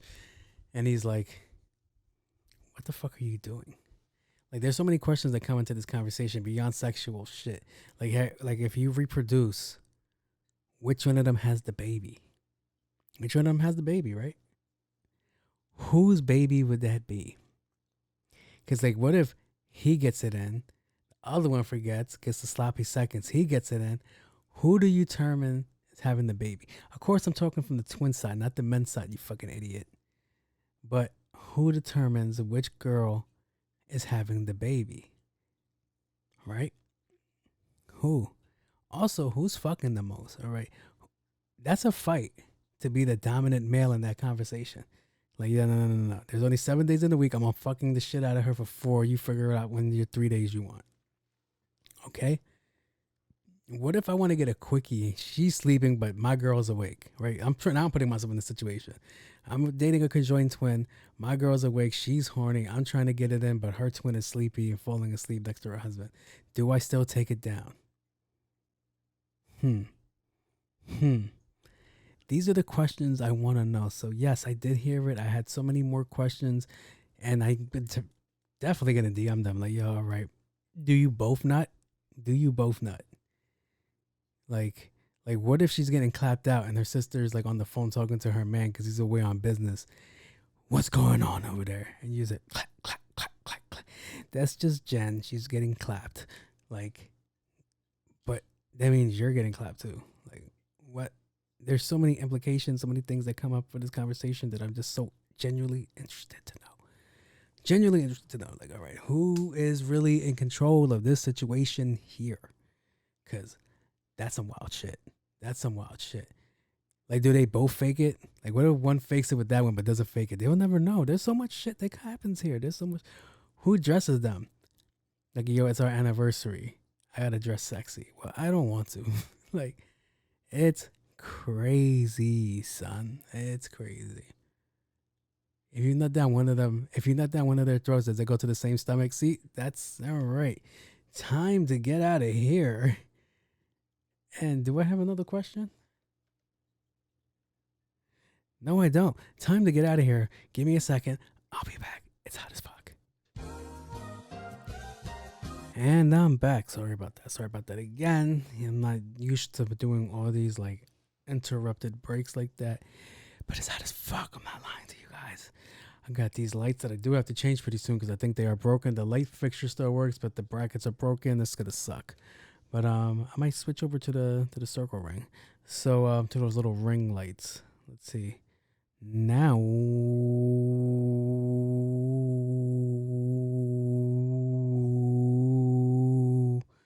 without further ado, here we go to welcome to another episode and section for a part-time lover. People normally fast forward to this section, and I made it easier by breaking it down to chapters, looking out for you guys. And hey guys, hopefully things are going great for you guys. Hopefully anybody that participates in this segment gets the exact help or info that they want to hear or that they need to hear. And for those that need to hear this, you clearly don't know this because fucking professionals wear teddy bears on their shirt, is that I am not a professional, so which means I have to play this for legal reasons. The thoughts, views, and opinions expressed by its host and guest on this podcast is for entertainment purposes only. I express firmly I am here to have a fun time and don't need anyone ruining it by being butthurt. Take your clap cheeks somewhere else. I am not a professional. I just play one on the show. Thank you and continue supporting. Deuces. All right.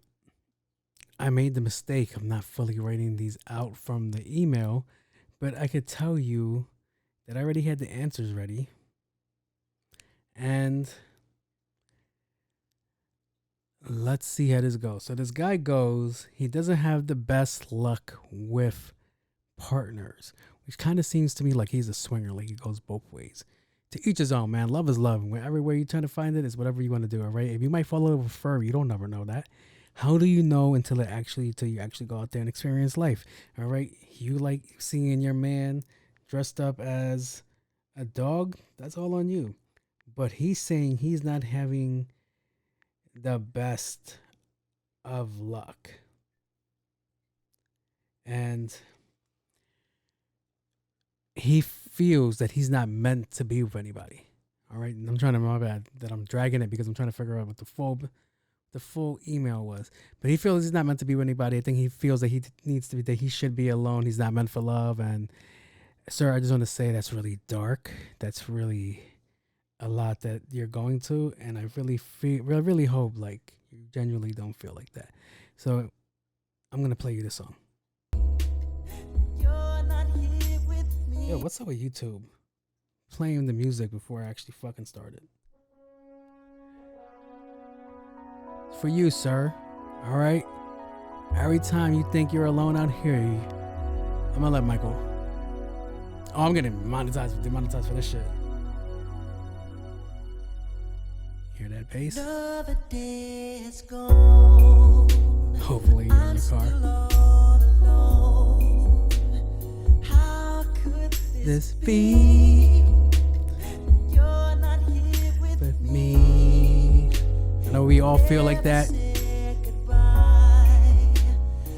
That's bad fucking face. I love it. I know you like to think that you're alone in this, and you are, but you aren't. Yes, you are by yourself, but you're not the only person that feels that way. Because sometimes I feel like that too, bro. Sometimes I feel like I don't have time for a relationship. I don't want to be in a relationship. Sometimes I'll be like, all right, I want to be in a relationship. Sometimes I don't want to be in a relationship. Sometimes there's just too much shit going on. I have a lot on my plate. There's just mad shit to deal with. And then the idea of taking on somebody else's shit just adds more shit to your list. And the other thing is, if you're already feeling like this, you're going to feel like you're a burden to that person, speaking from experience, and you don't want to compile to their list either. So sometimes you get that feeling that, hey man, being alone is sometimes better, and that because things don't work out for whatever reason, that you feel that there is nobody on this earth for you. And it could be true. Or it can't be. It depends how you see it. See, as long as you keep closing your surroundings, you keep shutting your doors, not letting nobody in, then you would never, ever really know. If you are somebody that's looking for love and never leaves your home, then how could you ever find that love? It's like me and the lottery. I'm like, oh my God, I would love to win the lottery. Oh my God, what would I do with that money? But at the end of the day, I don't play the fucking lottery, and you got to be in it to win it. All right, if you want to get rid of that feeling that you're not alone, if you really want to get rid of that feeling that you're not alone, then you're really gonna have to put yourself out there, and then you're gonna have to be vulnerable sometimes. Not right away. All right, you let off your crazy, but you don't let all your crazy off in one shot, because that's when they head for the hills. And that's just genuine information that I'm giving you right now, is that, all right, if you want to get out of that feeling, you're going to have to step yourself up. You're going to have to step out. You have to, if you're somebody like me that looks at the past a lot, then you have to move forward and get your mind out of that state, because you're really hindering yourself from moving forward if you're living in the past, thinking about something that could have been, should have been, but didn't and wasn't been. That last part didn't make any fucking sense. Yeah. And look me in my eye, right? Stare me right in my eyes. If you ever feel alone, in all genuine honesty, if you ever feel alone, if you ever feel to that point that where you can't take it anymore, where you're just having a hard time adjusting, you don't know what to do, you just don't want to feel like this anymore, I need you to really listen to me. I'm dead ass. I'm being fucking serious. I'm not even joking around with you right now. All right. I know this is getting a little bit too serious for me. You guys aren't really used to this shit, but I actually know what the fuck you're going through. And I can answer this with the most serious face, just to let you know right now. If you ever feel alone and you don't ever want to feel like that again, you're going to go to your HBO Max application. You're going to watch a horror movie in the dark, and I 100% guarantee you will not fucking feel alone after the first 5 minutes of that movie. You're gonna feel like there's an entity in the room with you, and guess what? Boom. Guess what? It's over.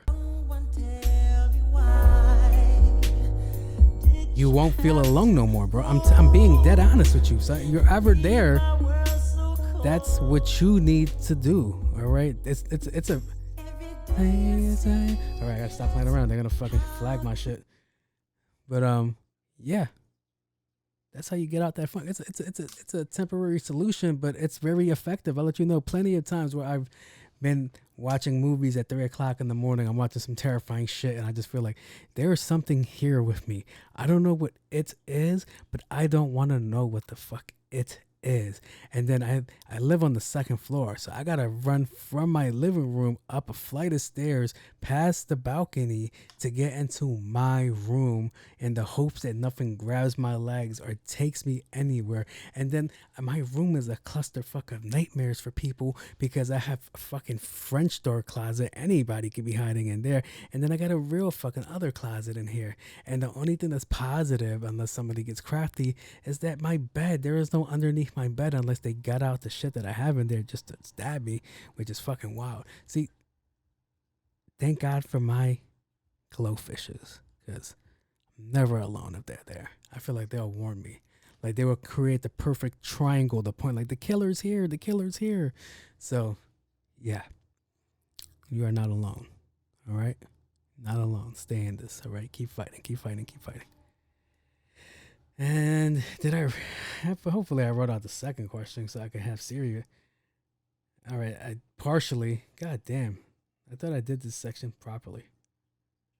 Let's see how Siri says it. This guy wants to fly me out, but he's saying he doesn't want to pay for my tickets, everything else, but not that. I know she wrote more. The guy wants to fly you out. He's trying to fuck. Copy. I know you copied that. He wants to. No. He wants you to fly out. And then I'm pretty sure the arrangement is still the arrangement, but he just wants you to pay for your tickets to fly out. Fellas. I had this conversation. I don't know if I had this conversation here. The conversation turned into, what's the furthest you ever drove for pussy? Me? Tom's River. Was it worth it? I can't answer that because she might watch this. But yeah. Lying to you, Philly. Lying to you again. Virginia. All right. That's some crazy shit. Now, the other question when you get money is, have you ever flown a chick out? And you can almost guaranteed all these rappers, artists, celebrities, people that are in the limelight, they will say yes. Because if I get money, I'm trying to fly out a couple of girls, bundles of Britney, damn homie. Damn homie lives in Brooklyn. I'll fly her out from Brooklyn to come to Queens. Like, who else is there? Fucking, must be nasty. Yeah, that shit gonna be nasty as fuck. But I'm pretty sure that all comes with a price. I know some of the girl listeners, all three of y'all that are listening to this, you guys are like, oh, that's fucking disgusting. Yes, guys are disgusting. 100%. And you add money to the equation, we're fucking untouchable. Like anybody, hey, bitch. Like, what's the price? And blah, blah, blah, blah. But he's smart. He's avoiding federal time. Now, ladies and gentlemen, if I were in front of you and me and you were actually to have a conversation, I would actually, do you know what R. Kelly was arrested for? And a lot of you would go say, child porn, fucking underage girls, this and that, racketeering. And I would say, you are all fucking wrong. You're all wrong. All wrong in this conversation. He was arrested for sex trafficking. He was like, wait, he was getting girls and prostituting them? No. Maybe. But mostly no. What he was doing was he was reaching out to these girls, paying for their flight to exchange services for sex. So he wasn't the trafficker, he was a traffickee. Because he's the one that was paying these girls to come out here, which turns into a federal crime, which is sex trafficking, which is why I say a lot of the people that are celebrities, that are in entertainment, they'll see somebody that looks good and knows I have enough money that I could probably fuck her. And they would put them on a plane. And they have now been a part of sex trafficking. See, he's not saying he's not going to buy you shit. He's just saying, I can't pay for the plane ticket, because they could come after me for that shit. Or you could say some shit and be like, prove it. And then here goes the receipt of me buying the plane ticket, as opposed to like, no, you bought your own plane ticket. See, that's a different game. It's a nasty game, but that's the way it fucking is. So you're over here complaining about your plane ticket, but you're playing chess and he's playing checkers. All right? Because I'm pretty sure whatever he's about to hand out and put in your pocket means nothing compared to your plane ticket. See, you want to be in first class. You want leg room, all right? You don't want to be next to the fucking emergency exit where you got to pay attention to tell her that and lie to the flight attendant and be like, no, I'm going to help everybody get off the plane. Like, I'm not going to open the plane door and get the fuck off the plane first, all right? That's the lie that you're telling to yourself, all right? I mean, and if he's going to shell out money, let him shell out money, but that's what he doesn't want to pay out for. You can't pay for your own ticket. Fly Spirit. Fly Spirit. Become a spirit. The Holy Spirit. Like, come on, stop playing. Like, yeah. I don't know what you wanted me to really give you information on, but besides the knowledge I really just gave you on why he won't do it. Now you're probably like, fuck you, I'm not a hooker. Jack Reacher. Or, where's about to, no, shut up. Yeah. It's like, they'll be like, I'm not a hooker. And it's like, but you're going to go over there to fuck only because there's a bag over there. See, one of the girls I lost a lot of respect for, but I still want to fuck, I don't care, is that I know for a fact this girl fucked baby alien, that little tiny midget dude. I know for a fact he gave you a bag and he fucked you. And I'm like, God damn, I need more money. I know a lot of girls are just like, oh my God, that's just nasty, blah, blah, blah, blah. But there's some girls out there that's like, all right, if there was a number that, like if I had money, like money on money, I'd be like, all right, Beyonce or Rihanna or Jennifer Lopez, Selma Hayek, what's a number that we could come to an agreement that we could spend the night together? I'm pretty sure they have a number. Like, but you have to be beyond their pay rate, their pay scale and shit like that. I'm pretty sure there's a number there. I'm pretty sure there will be a number there because there's a number for everyday girls out in the street. Act Stony. I'm in the bond, Nate. But yeah. And now there's girls that do have integrity and blah blah blah. We're not talking about them. We talk about you loose moral bitches. You earthy hoes. Let me stop. But yeah. I think you should just be honest with yourself and just know what your situation is, which is you're about to pay for services and you're going to say, no, that's not my lifestyle, but it technically is going to be a lifestyle because if he buys you a Birkin or some shit, you're giving up the draws. Now, I know you probably not like my answer, but it's an answer and you can do whatever you want with that information. Take it, don't take it, report me, whatever you want to do. Leave a negative comment, give a thumbs down. I totally understand that. But that is just my perspective of what I'm seeing the answer to your question is. So thank you for tuning in. Thank you for your question. I appreciate you. Hopefully it works out for the both of you. Son, you are not alone. And I just want to easily back out of... All right, guys. I'm getting to the point where we're about to close this out. Now, I normally just shut it down right away. But I just want to say this. Guys, I'm being dead serious. Not like the last time, but I'm being dead serious. I'm tired right now. And I can honestly say this was one of the worst fucking days for me. The worst day. One of the worst days of this year for me. It was a shit show. And please don't hit me up like, oh no, you should tell. No, just leave it alone. By the time you hear this, days have passed. And I already moved on. I already fucking worked through it. But I found myself mentally drained, physically fatigued. I didn't want to do shit. I wanted to quit everything. Quit everything. I was getting ready to like shut down the Carter, delete the fucking podcast, delete the vlog, delete the fucking Instagram, delete everything. I just wanted to go away. I was considering packing up and just fucking going away. And this is why you don't move off emotions, because your emotions will allow you to do that. And that's why it's important for people every now and then to take a step back, breathe, assess the situation, and then you make your decision off of that after you weigh your pros and cons out. But today was just it was just a shit show. And I didn't want to record today. And the only reason I did it was because Euphoria. I wanted to talk about this subject for a minute. I've been holding off on talking on this subject because of all the shit that's going on.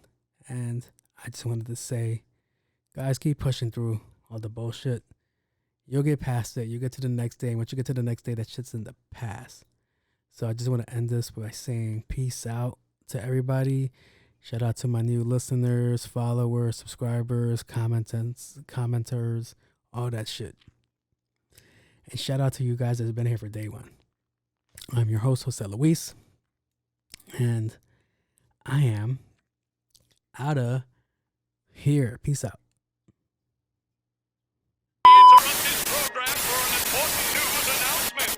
Yo, yo, yo, yo, yo, yo, yo, yo, yo, yo, yo, yo, yo, yo, yo, yo. Do you guys see what I'm wearing? Do you guys see what I'm wearing? This is not the same outfit I recorded this episode with. This is not the same setup that I just normally recorded this with.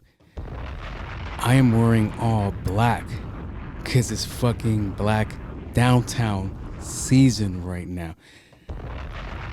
I've never, ever, ever had to do an extension to an episode, ever. These were, as of right now, these two.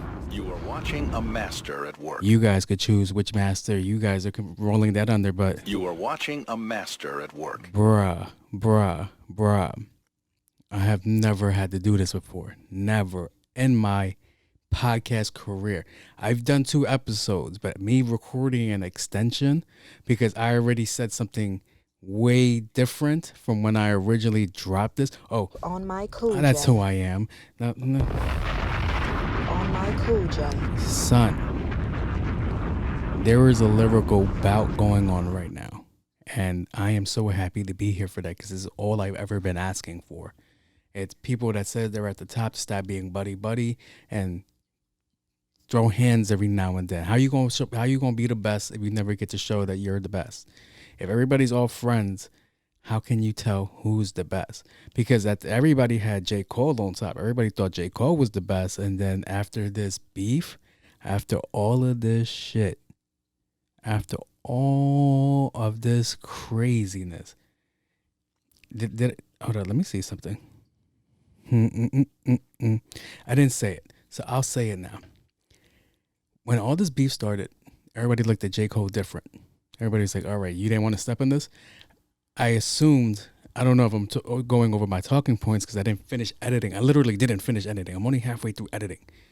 And because I had to talk about this. So we were all looking at Cole like, yo, you're pussy.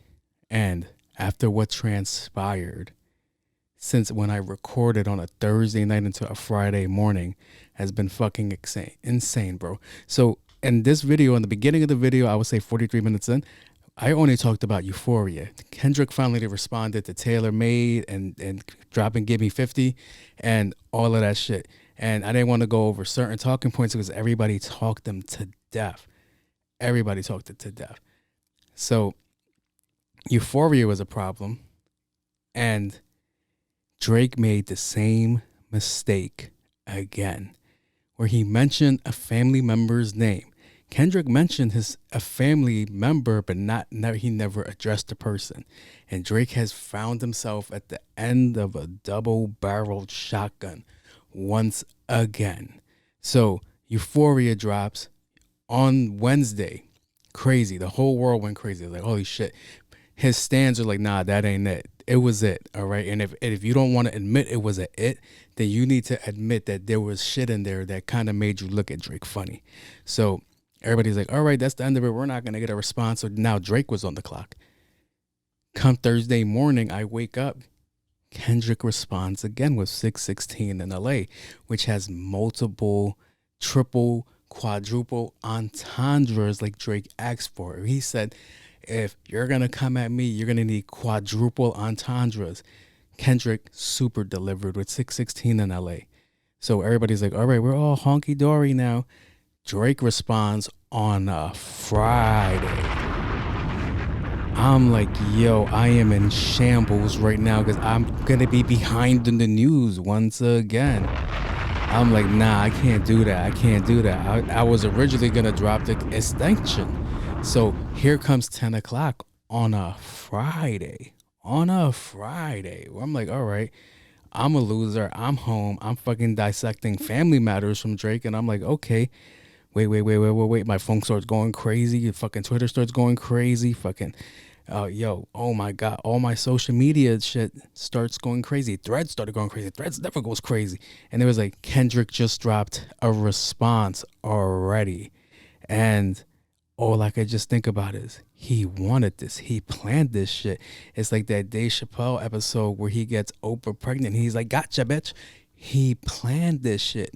And he went to record the most disrespectful song called Meet the Grams.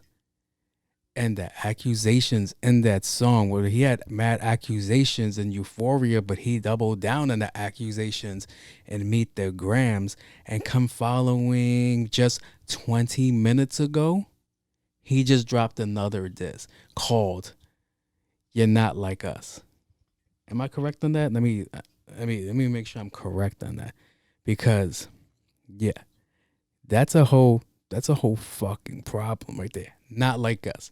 So I wasn't gonna do it, but I have to do it. So maybe in this song you should response start to Euphoria. by saying, nigga, I said it. I know that you mad. I've emptied the clip over friendlier jazz. Now, You mentioned my scene. I deal with his dad. I gotta go now. This is what I was asking for. What I was asking for was this. I was like, yo. I was like, dropping Give Him 50, it's garbage. I thought it was garbage. Compared to this, trash. Tailor-made, a little bit up there, still garbage. He didn't do this. And this is what I only wanted from Drake. That's gonna come back to haunt him. You know who even bang a set out there? CB. Hey. Nigga Cole losing sleep on this, it ain't me. What? Poor Cole caught shots of everybody. Hey. I mean, it's true, a nigga slimy for my AP. Hey. Just like how Metro that was mentioned in Euphoria that he's a snitch. Out here begging for attention, nigga, say please. Hey. Always rapping like you about to get the slaves free. That didn't work for you. Just acting like an activist is make believe. Hey. Don't even go back to your hood and plant on money trees. Say wow. You hate the girls I fuck, but what you really mean? All right, so if you haven't watched the video yet in Family Matters, all right, so Drake hasn't responded to Euphoria. It took him a while to respond to Euphoria, right? So Euphoria had so much shit in it. So Euphoria is named after it because he has a show called Euphoria, and all the lines which started the pedophile lines and shit like that. Everybody was looking at him like, wait, what do you mean by that? And then the contract splits again. Once again, we bring up the contract splits, and everybody's like, no, we can't be going off of that. But it has everything to do with everything. But in the video, in Euphoria, he mentions Drake having snitch allegations on a person on somebody from his area, and then Kendrick mentions a Chinese food restaurant in Toronto where Drake got robbed. So in the video, so before the video, before Family Matters drops, everybody's like, yo, you need to stop sharing memes. You need to stop doing all these things. We need you to get in the booth. And this makes sense. This makes perfect sense. But the mistake that Aubrey is making is that this isn't Meek Mills. This isn't Pusha T. This isn't, no disrespect to Pusha T, because I like Pusha T's pen, but when you have somebody that's like Kendrick, so Euphoria was 6 minutes, right? There's mad shit. Euphoria was long enough to not compete with the Like That, which keeps Like That in its own category. But then somebody said, this is a theory, I don't know how accurate it is, but they're saying the amount of time that Euphoria is long is the same amount of time that it takes in the Degrassi episode where he was shot by that dude and put him in the wheelchair. So this is all fucking big brain shit. This is all collective shit. So let me get let me get back to this. So in this video, I'm like, all right, this explains why he's fucking around. This is like, he's doing things in the background. He's doing the setup for the music video, which is Family Matters. So in the video, it starts off with the van from Good Kid, Mad City. He's driving it around. He's taking it to the impound lot to get crushed. Just to let him know, like, yo, fuck your first, your second. Is Good Kid, Mad City considered the first? I think that would be considered his first, even though there was still Section 80 and shit like that. So he takes the van to go get crushed. And then he has food at the restaurant where he got robbed at, and he orders the same food that Kendrick mentions in Euphoria. Ordering the same amount of food. And this is the part where he gets disrespectful because he starts mentioning his wife. And while he's mentioning these abuse allegations that Kendrick has openly talked about, he has the wedding ring of his wife on it. Nobody fucking caught. Like, you have to be like a real fucking nerd and involved in hip hop to notice, like, yo, that's his wife's wedding ring. That's Kendrick Lamar's wife's wedding ring. And he also starts talking about like a sex tape that belongs to some girl, and Kendrick's kid not being his, it belongs to his man's and all this. So it's just nasty work. So imagine doing all this work. Like, yo, I just put the fucking nail in this guy's coffin. He isn't coming out to go and fight no more. It's going to take him weeks to go refer to this shit. And this is like by far the most smartest shit ever. Because what you don't want to do, I see Drake as like the juggernaut. You can't give that motherfucker momentum. You can't let him get him shit together. You can't let him get his shit together. You can't let him build up all this shit. You can't have people going to go study his lyrics the same way. Euphoria was the most streamed diss shit as of right now. It broke records, 9.2 million views, and like, I think they said like around the first couple of hours, 9.2 million views. That's fucking crazy. And I saw it and I was like, wait, let me see what Family Matters did. It was still at 470K. I was like, okay, that's still good numbers. But then here comes Meet the Grams. Meet the Grams is crazy, son. So, oh, my bad. I messed up everything. Meet the Grams was crazy, and it got really personal. But before all of this happened, Drake dropped another song before Family Matters dropped, which was 616 in LA. 616 in LA is a fucking problem. This right here is strategic, all right? Like, this is... You are watching a master at work. Like, tailor-made. Drake said he's not dropping his album because he's waiting for Taylor Swift to drop her album. You hear this beat? It was made by one of Taylor Swift's producers. This nigga's petty. He's listening. Fuck a phantom, I like to buy yachts when I get the fever. Wine cooler, spill on my white t-shirt, the sightseer. Trifecta, money, morals, and culture. That's my leisure, my visa. Passport tatted, that's your hub in Ibiza. Luke Callie's dwellings in Brooklyn just to book me some pizza. Who can reach us? Only God can teleport this type of freedom. Now, my confession is yours. But who am I if I don't go to war? There's opportunity when living with loss. I discover myself when I fall short. Raise my hands to a falling sky. I fantasize me jumping planets, immortalized. I correspond. 3 angels watching me all the time. Put my children to sleep with a prayer, then close my eyes. Definition of peace. Tell me who gon' stop me. I come from love and still cover my heart. Open me up. Remember when picked up a pen. Lyrics that I can trust. Timid soul staring in the mirror. Do. All right. Back to the conversation of strategicness. All right, 616 in LA. All right, so if everybody's like, all right, 616 in LA, you're taking Drake's formula because that's what Drake is known for. That's exactly what I asked for. I asked for the timestamp killer. So what does he do? He does 616 in LA, right? Takes his flow, runs with it, goes crazy. He takes the information that Drake was throwing out there, like, yo, you're waiting for Taylor Swift to drop something. He hires the producer and goes off with that shit. Now, 616 in LA, you're just thinking it's a regular title, but nothing this kid has done has been regular. Not a damn thing. Not a damn thing. Everything has a meaning. Every bullet has a fucking name on it. Every bullet is going straight to where he wants it, which is a fucking headshot. So, let me see if I got it. 616 in LA. All right. 616, Tupac's birthday. What?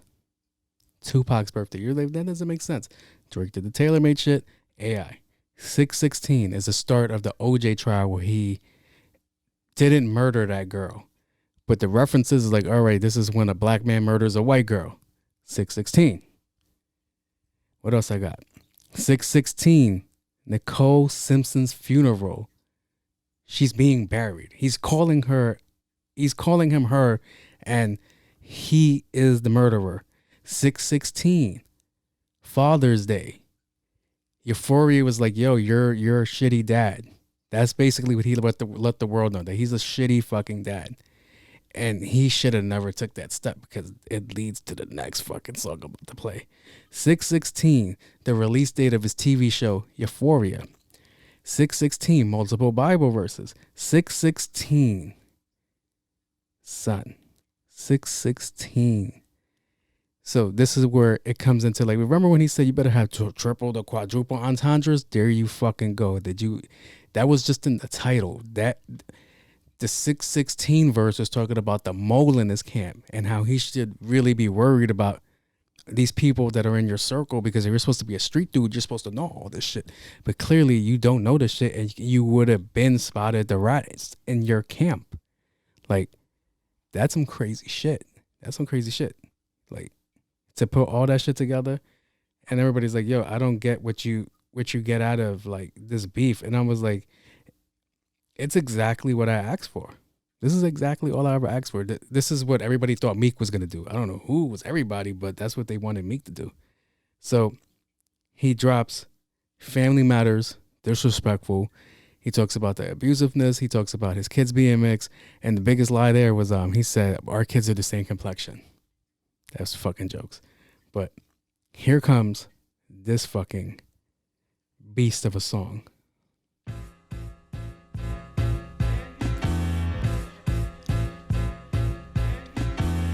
Shout out to Alchemist. I'm sorry that man is your father. Let me be honest. This nigga is addressing his family in that letter, one by one. One by one. Sometimes our parents make mistakes that affect us until we grown. And you're a good kid that need good leadership. Let me be your mentor since your daddy. This is highly disrespectful. Never let a man piss on your leg, son. Either you die right there. Back to the meat. Man in the head, son. Never fall in the escort business. That's bad religion. Please remember, you could be a bitch even if you got bitches. What? Never code switch, whether right or wrong. You're a black man, even if it don't benefit your goals. Do some push-ups, get some discipline. Don't talk to my son like that. Like your daddy did. Don't talk to anybody in my family like this, because at this point everybody's with me, which is sad. I was like, yo, remember how I mentioned earlier, like, yo, this shouldn't be about beef, and now we're bringing family into it, and this shit got ugly, and none of this would have started if Drake didn't mention his fucking wife, which got him the ass whipping from Storia Adidon the first time, and all he said in that song was, I'm gonna let it ring like Virginia Williams. Yeah, Storia Adidon, that fucked him up. He never responded to that. Nobody ever put him back on the clock for that. He went on a whole world tour, press tour, talking about how disrespectful that song was. And since that day, he's figured out he has a mole in his camp, and I don't think he's been able to sleep comfortably. I mean, how could you? There's somebody giving out information about you on a daily basis to somebody else that doesn't fucking like you. That's fucking crazy. So back to being strategic. He drops this fucking song. And he doesn't do visual. He doesn't do over the top, because that's what we were looking at Drake. Like, why are you taking so long to do it? And it's because Drake was doing a whole production. He did a whole video. He went back to Canada. He found the Good Kid, Mad City van. He found the restaurant that he got robbed at. And then he takes time to address other people. I'm like, sir, you're not focusing. He's just talking about you. He doesn't start talking about the people around you into the song that just dropped today. But you're not focusing. You're still talking about Ross. You're still talking about all this shit. Also on 616. Oh, no. Was it 616? It was either 616 or Euphoria. So Euphoria goes, it's 1 versus 20, but nah, it's really 20. It's not 20 versus 1. It's 1 versus 20. And he starts talking about the snitch in this camp, right? And somebody was like, "What's 20 plus 1?" And I'm like, 21. 21. And I'm like, is he saying that 21 is one of the fucking snitches in this camp? Because that's fucking crazy. That is bananas. I don't think you guys get it. Don't be ashamed about who you with. That's how he treats If your mom. somebody's Don't have a kid to hide again. Be sure to hide 5% again. will comprehend, but 95 is lost. Be proud of who you are. Drake, just apologize to that man. Just apologize. Apologize to that man, because once again, you're put out in Front Street. You're being put out in Front Street over the people in your circle and the choices you make, because another person has admitted that you're hiding another kid. And if it's true or not, we really can't even believe it yet until all the facts are fully out there, because I remember you not claiming Adonis when Story of Adidon came out. Adonis is almost a fucking full-grown man by the time you acknowledge you had a kid, son. And I think that really fucked up your rollout, because I think you wanted to produce this whole family image and do the clothing line for Adonis, but then it's like, okay, that's ruined. So yeah, it's some crazy shit, son. Oh, and back to what I was saying, back to being watching a master at work. Yo, when somebody doesn't like you, son, when somebody doesn't like you, they're gonna bring everything to the fucking table, son. That's why I tell people don't fuck with me, son, because I'm ready to fucking ruin your life. I'm like, yo, it rarely gets to that point. But when I genuinely don't like a person, it's fuck your life. I don't give a shit. So back to You are watching a master at work. The cover of that song. It's the items of a stolen suitcase that belong to Dennis Graham, which is Drake's father. And for whatever reason, he had some of Drake's things in it, which is all the shit he's been accused of, which is the weight loss pills, the Ozempic, the pain pills, the expensive jewelry, the fucking shirts, the Maybach gloves, all of these things. And it was like, this is basically you summed up. Flashy shit in a little box doesn't add up to much, which is fucking crazy to think that, like, yo, you're really going at this dude. Like, he's being theatrical. He's being very like I'm gonna make a production out of this. And I was like, nah. It's time for you to stop. This is not the time no more. This is you gotta go up and get to work, son. You gotta fucking throw hands, because as of right now, he's terrible, Your Honor. Kendrick is whooping your ass. Terrible. So just now, I know I'm running through the music, but the reason I'm running through the music is because I don't know what's going to be copywritten over it. But this new song that Kendrick just dropped, which already has 5.5 million views, just came out an hour ago. Let's go. That YG line. Mustard on the beat, ho, Debo, any rap nigga, he a freak throw, man down, call her Amber Lambs, tell her breathe, bro, nail a nigga to the cross, he walk around like Tizo. Y'all wanted something for the clubs? Here you go. Fuck them all and they mama, how many options you really got? I mean, it's too many options. I'm too many pass on this body, I'm John Stockton. Drake. Sometimes you gotta pop out and show niggas. Certified boogeyman, I'm the one that up to score with him. Walk him down whole time, I know he got some hoe in him. Pole on him, extort shit, bully the flow on him. Say Drake, I hear you like I'm young. You better not ever go to cell block 1. See? Any bitch that talk to him and they in love, leave that man alone. Sure you hide your little sister from him.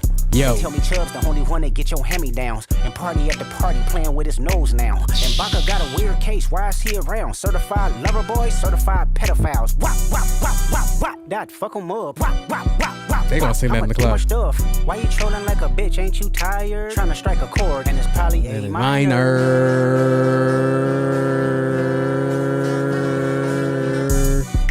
They not like us. They gonna like sing us. that. They not like us. They gonna sing that. They not like us. They not like us. They not like us. You think the Bay gon' let you disrespect Pop, nigga? I think that Oakland show gon' be your last stop, nigga. They cold foul, I don't know why you still pretending. What is the owl? Bird niggas and bird bitches, go. The audience not dumb, shape the stories how you want. Hey Drake, they're not slow. Rabbit hole is still deep, I can go further, I promise. Ain't there some B-rest stands for bitchin'? You Malibu most wanted, ain't no law boy, you ball boy, fresh Gatorade or something. Since 2009, I had this bitch jumping. You niggas will get a wedgie, be flipped over your boxes, or over your foe. The other vaginal option, pussy, nigga. Side tangent. That song from 2009 just fucking started going viral again, which is any minute, any minute. If you's a true player, get your hands up high. Straighten they posture, got favors all up in contact. Might write this with a doctrine. Tell a pop star quit hiding. Fuck a caption, won't action, no accident. I'm hands on. He fuck around, get polished. Fucked on Wayne Grow, he was in jail. That's conniving. Then get his face tatted like a bitch apologizing. You heard that? My son has all the smoke. He's burning down the fucking Carter. He is burning down the Carter. He's going to create so much friction with that fucking line. And hopefully Wayne doesn't go too crazy and overthinks it or really thinks about it or does he still care? Does he know and doesn't care? Or does he know and still hold some feelings, some residual feelings? You never know, bro. But this door being open is fucking crazy. Glad D-Rose came home, y'all didn't deserve him neither. From Alondra down to Central, nigga better not speak on Serena. And your homeboy needs subpoena. That predator moving flocks. That name gotta be registered and placed on neighborhood watch. That's Bach and not nice he's talking about. Another line of walk, yeah, it's all eyes on me and I'ma send it up the pot. Ay, put the road label on me, I'ma get them dropped. Ay, sweet chin music and I won't pass the ox. Ay, how many stocks do I really have in stock? Ay, 1, 2, 3, 4, 5 plus 5. Ay, devil is a lie, here's 69 God. Ay, freaky ass niggas need to stay their ass inside. Ay, roll their ass up like a fresh pack of Zod. Ay, city is back up, it's a must, we outside. Ay.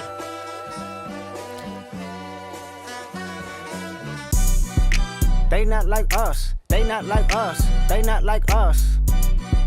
They not like us, they not like us, they not like us. Once upon a time, all of us was in chains. Homie still double down, calling us some slaves. Atlanta was the mecca, building railroads and trains. Bear with me for a second, let me put y'all on game. Y'all don't get this. Was shoes in town, folk to make them richer. Fast forward 2024, you got the same agenda. You run to Atlanta when you need a check balance. Let me break it down for you, this the real nigga challenge. You caught Future when you didn't see the club. Hey, what? Little baby help you get your lingo up. What? 21, get your force. Tearing them apart, son. Make you feel like you a slime. He's in your being head. dissected in front of us. What 2 Chainz say you good, but he lied. You run to Atlanta when you need a few dollars. No, you not a colleague, you a fucking colonizer. The family matter and the truth of the matter. Here was God's plan to show y'all the liar. Yo. He a fan, he a fan, he a fan. He a fan, he a fan, he a freaky ass nigga, he a 69 God. Freaky ass nigga, he a 69 God. Hey, hey, hey, hey, run for your life. Hey, hey, hey, hey, run for your life. Freaky ass nigga, he a 69 God. Yo. Freaky ass nigga, he a 69 God. Hey, hey, hey, hey, run for your life. Hey, hey, hey, hey, run for your life. Let me hear you say OV-ho. That's trending right now. Then step this way, step that way, then step this way, step that way. Are you my friend? Are we locked in? Then step this way, step that way, then this is a fucking public execution, bro.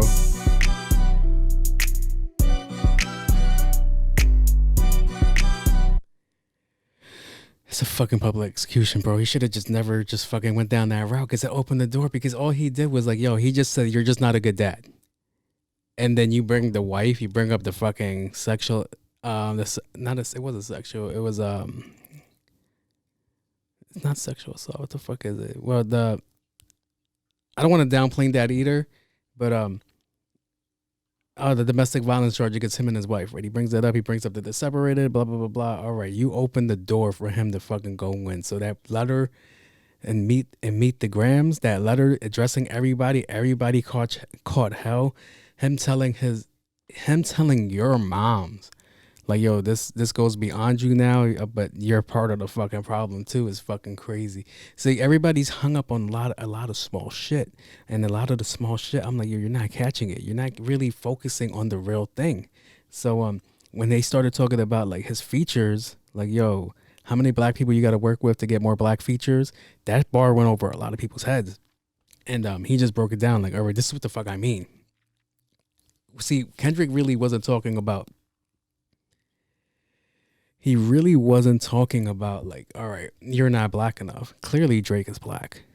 But he's saying you're not comfortable enough in your shoes and you need to like really be comfortable with yourself before you could really just go out here and wild out like that. See, the thing that I hold against the boy is that he actually comes. I've seen the footage because he recorded it, and who knew that shit would have came back to kick him in the ass. Is that, son, he came from a real wholesome background. And the other thing is that your opponent that you know nothing about, like, yeah, he has a domestic abuse charge. We get it. That's bad. But then there was really nothing more he could really bring. That might be his kid, but it falls under the same. It might be his son might be somebody else's son, but guess what? That falls under the same category that he just brought up against you, which is you're hiding another kid again.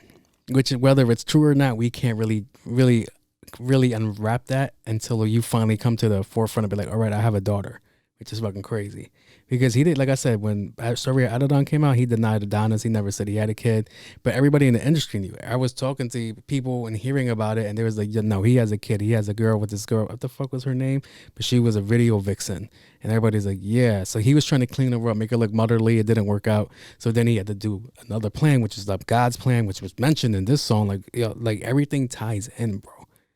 I'm like, when we were asked a long time ago, like, yo, whose side are you taking? I've always said K-Dot. I'm like, yo, don't get it twisted. I am a huge Drake fan. I listen to the majority of his catalog. Whenever the Spotify wraparound comes around, he's number one. Number two is Kendrick, but Kendrick actually, dead ass, no hold the glizzy.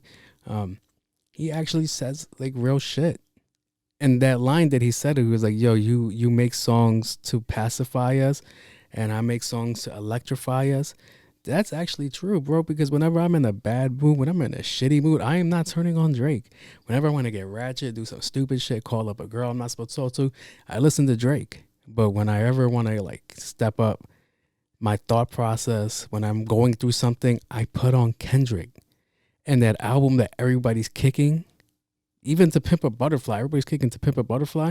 And it's like, no, motherfucker, if you listen to the message, you would understand. You would understand that all the stupid shit that you're doing, it doesn't make any fucking sense. And that we have to grow beyond that style of thinking.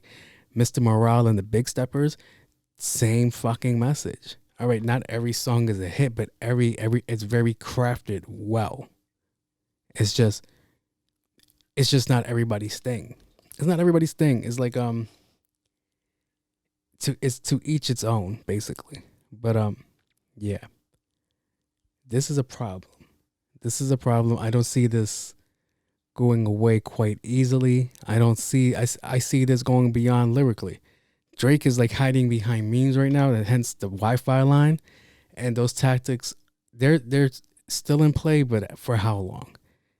If he drops another song like that, where he's pulling cards like that, because now everybody's looking at you funny. See, the reason I say when Story of Adidon came out, the reason I bring it up so much, when Story of Adidon came out, it put a chink in his armor. Everybody's like, he's such a good dude. He's so wholesome. He's this, he's that, he's this. God's plan. Oh my God. He's really about unity in the community and shit like that. And then, yo, you're not claiming your kid. Deadbeat dad playing Border Patrol comes into effect again. There was a line that he said that everybody looked at us like, okay, so if I'm correct, his dad left him. And I don't know about the claiming part. I'm not part of his life. But he's like, that might play a major role in your life too, because you don't know what it's like to be a man if you never had one in your life. And I've actually mentioned that shit a couple of times in the podcast. Like, a lot of the dudes that are out that are my age and younger, they never had a positive male figure in their life. So when it comes down to real shit, they don't know how to react.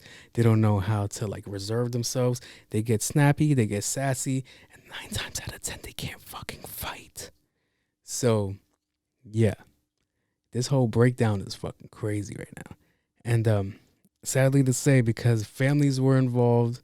And don't get it twisted, in Euphoria, he said, yo, if you guys really want to take it there, you can take it there. But Drake said, we're just trying to keep it lyrical. He said, you should have never crossed the line by saying that I was a bad parent. But I think he took it a little bit a step further, and he wasn't thinking that he was going to take it as far as he's taking it. So it's pretty crazy.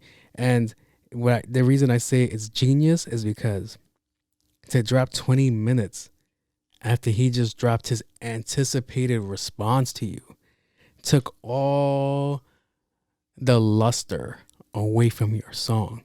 Everybody was listening to your shit. There's like, all right, we're going to listen to it. We're going to digest it. We're going to break it down. We're going to be like, oh yeah, Kendrick, that's you, blah, blah, blah, blah, fucking loser. And he just responded swiftly, quickly, and got all that shit the fuck out the way. So nobody got time to digest Family Matters unless his true core fans really went back and really digested, but they didn't, because all they did was go to Meet the Grams to talk shit about like, nah, this ain't it. Which is like, yo, you're delusional. You're delusional. And the reason I feel that I'm having the best time ever is because I like both artists, and I'm not fucking delusional. Drake is saying some shit too. Drake isn't a lightweight when it comes to this shit. Yeah, and sometimes the tough boy act shit is whatever, but he makes music that I could fuck with, and I already mentioned that he has bars too. Whether it's the ghostwriters or not, that's what it was. All right, so in Euphoria, he goes, yo, I'm gonna bring Back to Back up in a different conversation, which ended up being Back to Back wasn't written by Drake. It was written by Daylight, which is a TDE artist, which is us looking at Drake in a whole nother fucking light again. So it's like it's very entertaining. I don't know where this beef is gonna go. Hopefully it doesn't go down a different route. It doesn't need to go down a different route. I do predict that OVO Fest, Kendrick will be there because Future's performing around that week of OVO Fest, and everybody's like, yo, he's going to be there with The Weeknd and blah, blah, blah, blah. So everybody's like, no, The Weeknd's going to make this a huge thing. I was like, nah, all this shit that's going on, unless Drake calls like the mayor of Toronto or like the prime minister of Canada and says, nah, he can't come to Canada, I think Kendrick will be out there. I think Kendrick will be out there. I think he'll be out there. He's going to perform these songs. I don't know if the love will be received the same way, because the same way I'm riding for him because he's an American West Coast artist, and like he's going to be in Canada. And he's like, nah, Drake is a Canadian. Nah, he's a North American artist. So it's pretty entertaining. Now, hopefully by the time when I drop this, nothing else happens, because I just added an extra 40 minutes to my docket, which means this podcast might be about 2.5, 3 hours, depending on what I keep here. But yeah, for this one, my guys, I had to bring that back, because that's exactly fucking where all this shit stems from. The whole reason I fucking picked up this whole recording shit. The whole reason I came up with that name is because it's music wise, and this is on my Cool J fucking music if I love it, bro.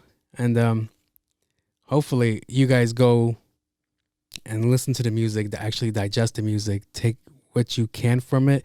And it's very crazy because, like I said, they're both pulling each other's cars. They're both taking damage they're taking damage to their personalities out there in the world that we see. Not that we really know them, but the image that they put out there is taking damage. Because a lot of people didn't know that Kendrick had those allegations against him, which was domestic violence shit. But now everybody's like, all right, you're mentioning Drake has predator tendencies. And the only thing that Drake responded off Meet the Grams, he was like, yo, I don't have a daughter. He didn't respond to the pedophile shit. He didn't respond to a lot of shit that was like, yo, hold up. Like, that's what you're answering? You're answering that. Like, I think that's at the bottom of your list, especially if they're calling you a fucking sex trafficking pedophile. Like, I would answer that before I answer, maybe I have a kid. And if you have a kid and you already said no to bring your kid out now, is like, well, you only did it for this reason now. And you're using your kids for marketing, which is great, but still, I don't know. Poor Adonis. Adonis has been mentioned in all his beefs now. So Yeah, and if this daughter thing is true, she now is a staple in hip hop because of it. So, thank you guys for my dissertation of this beef, and hopefully they just keep it lyrical and try not to keep going the route that they're going. Like, because the way it's going, somebody, they got to throw hands. And that's what I prefer. You throw hands instead of shooting somebody. So, yeah.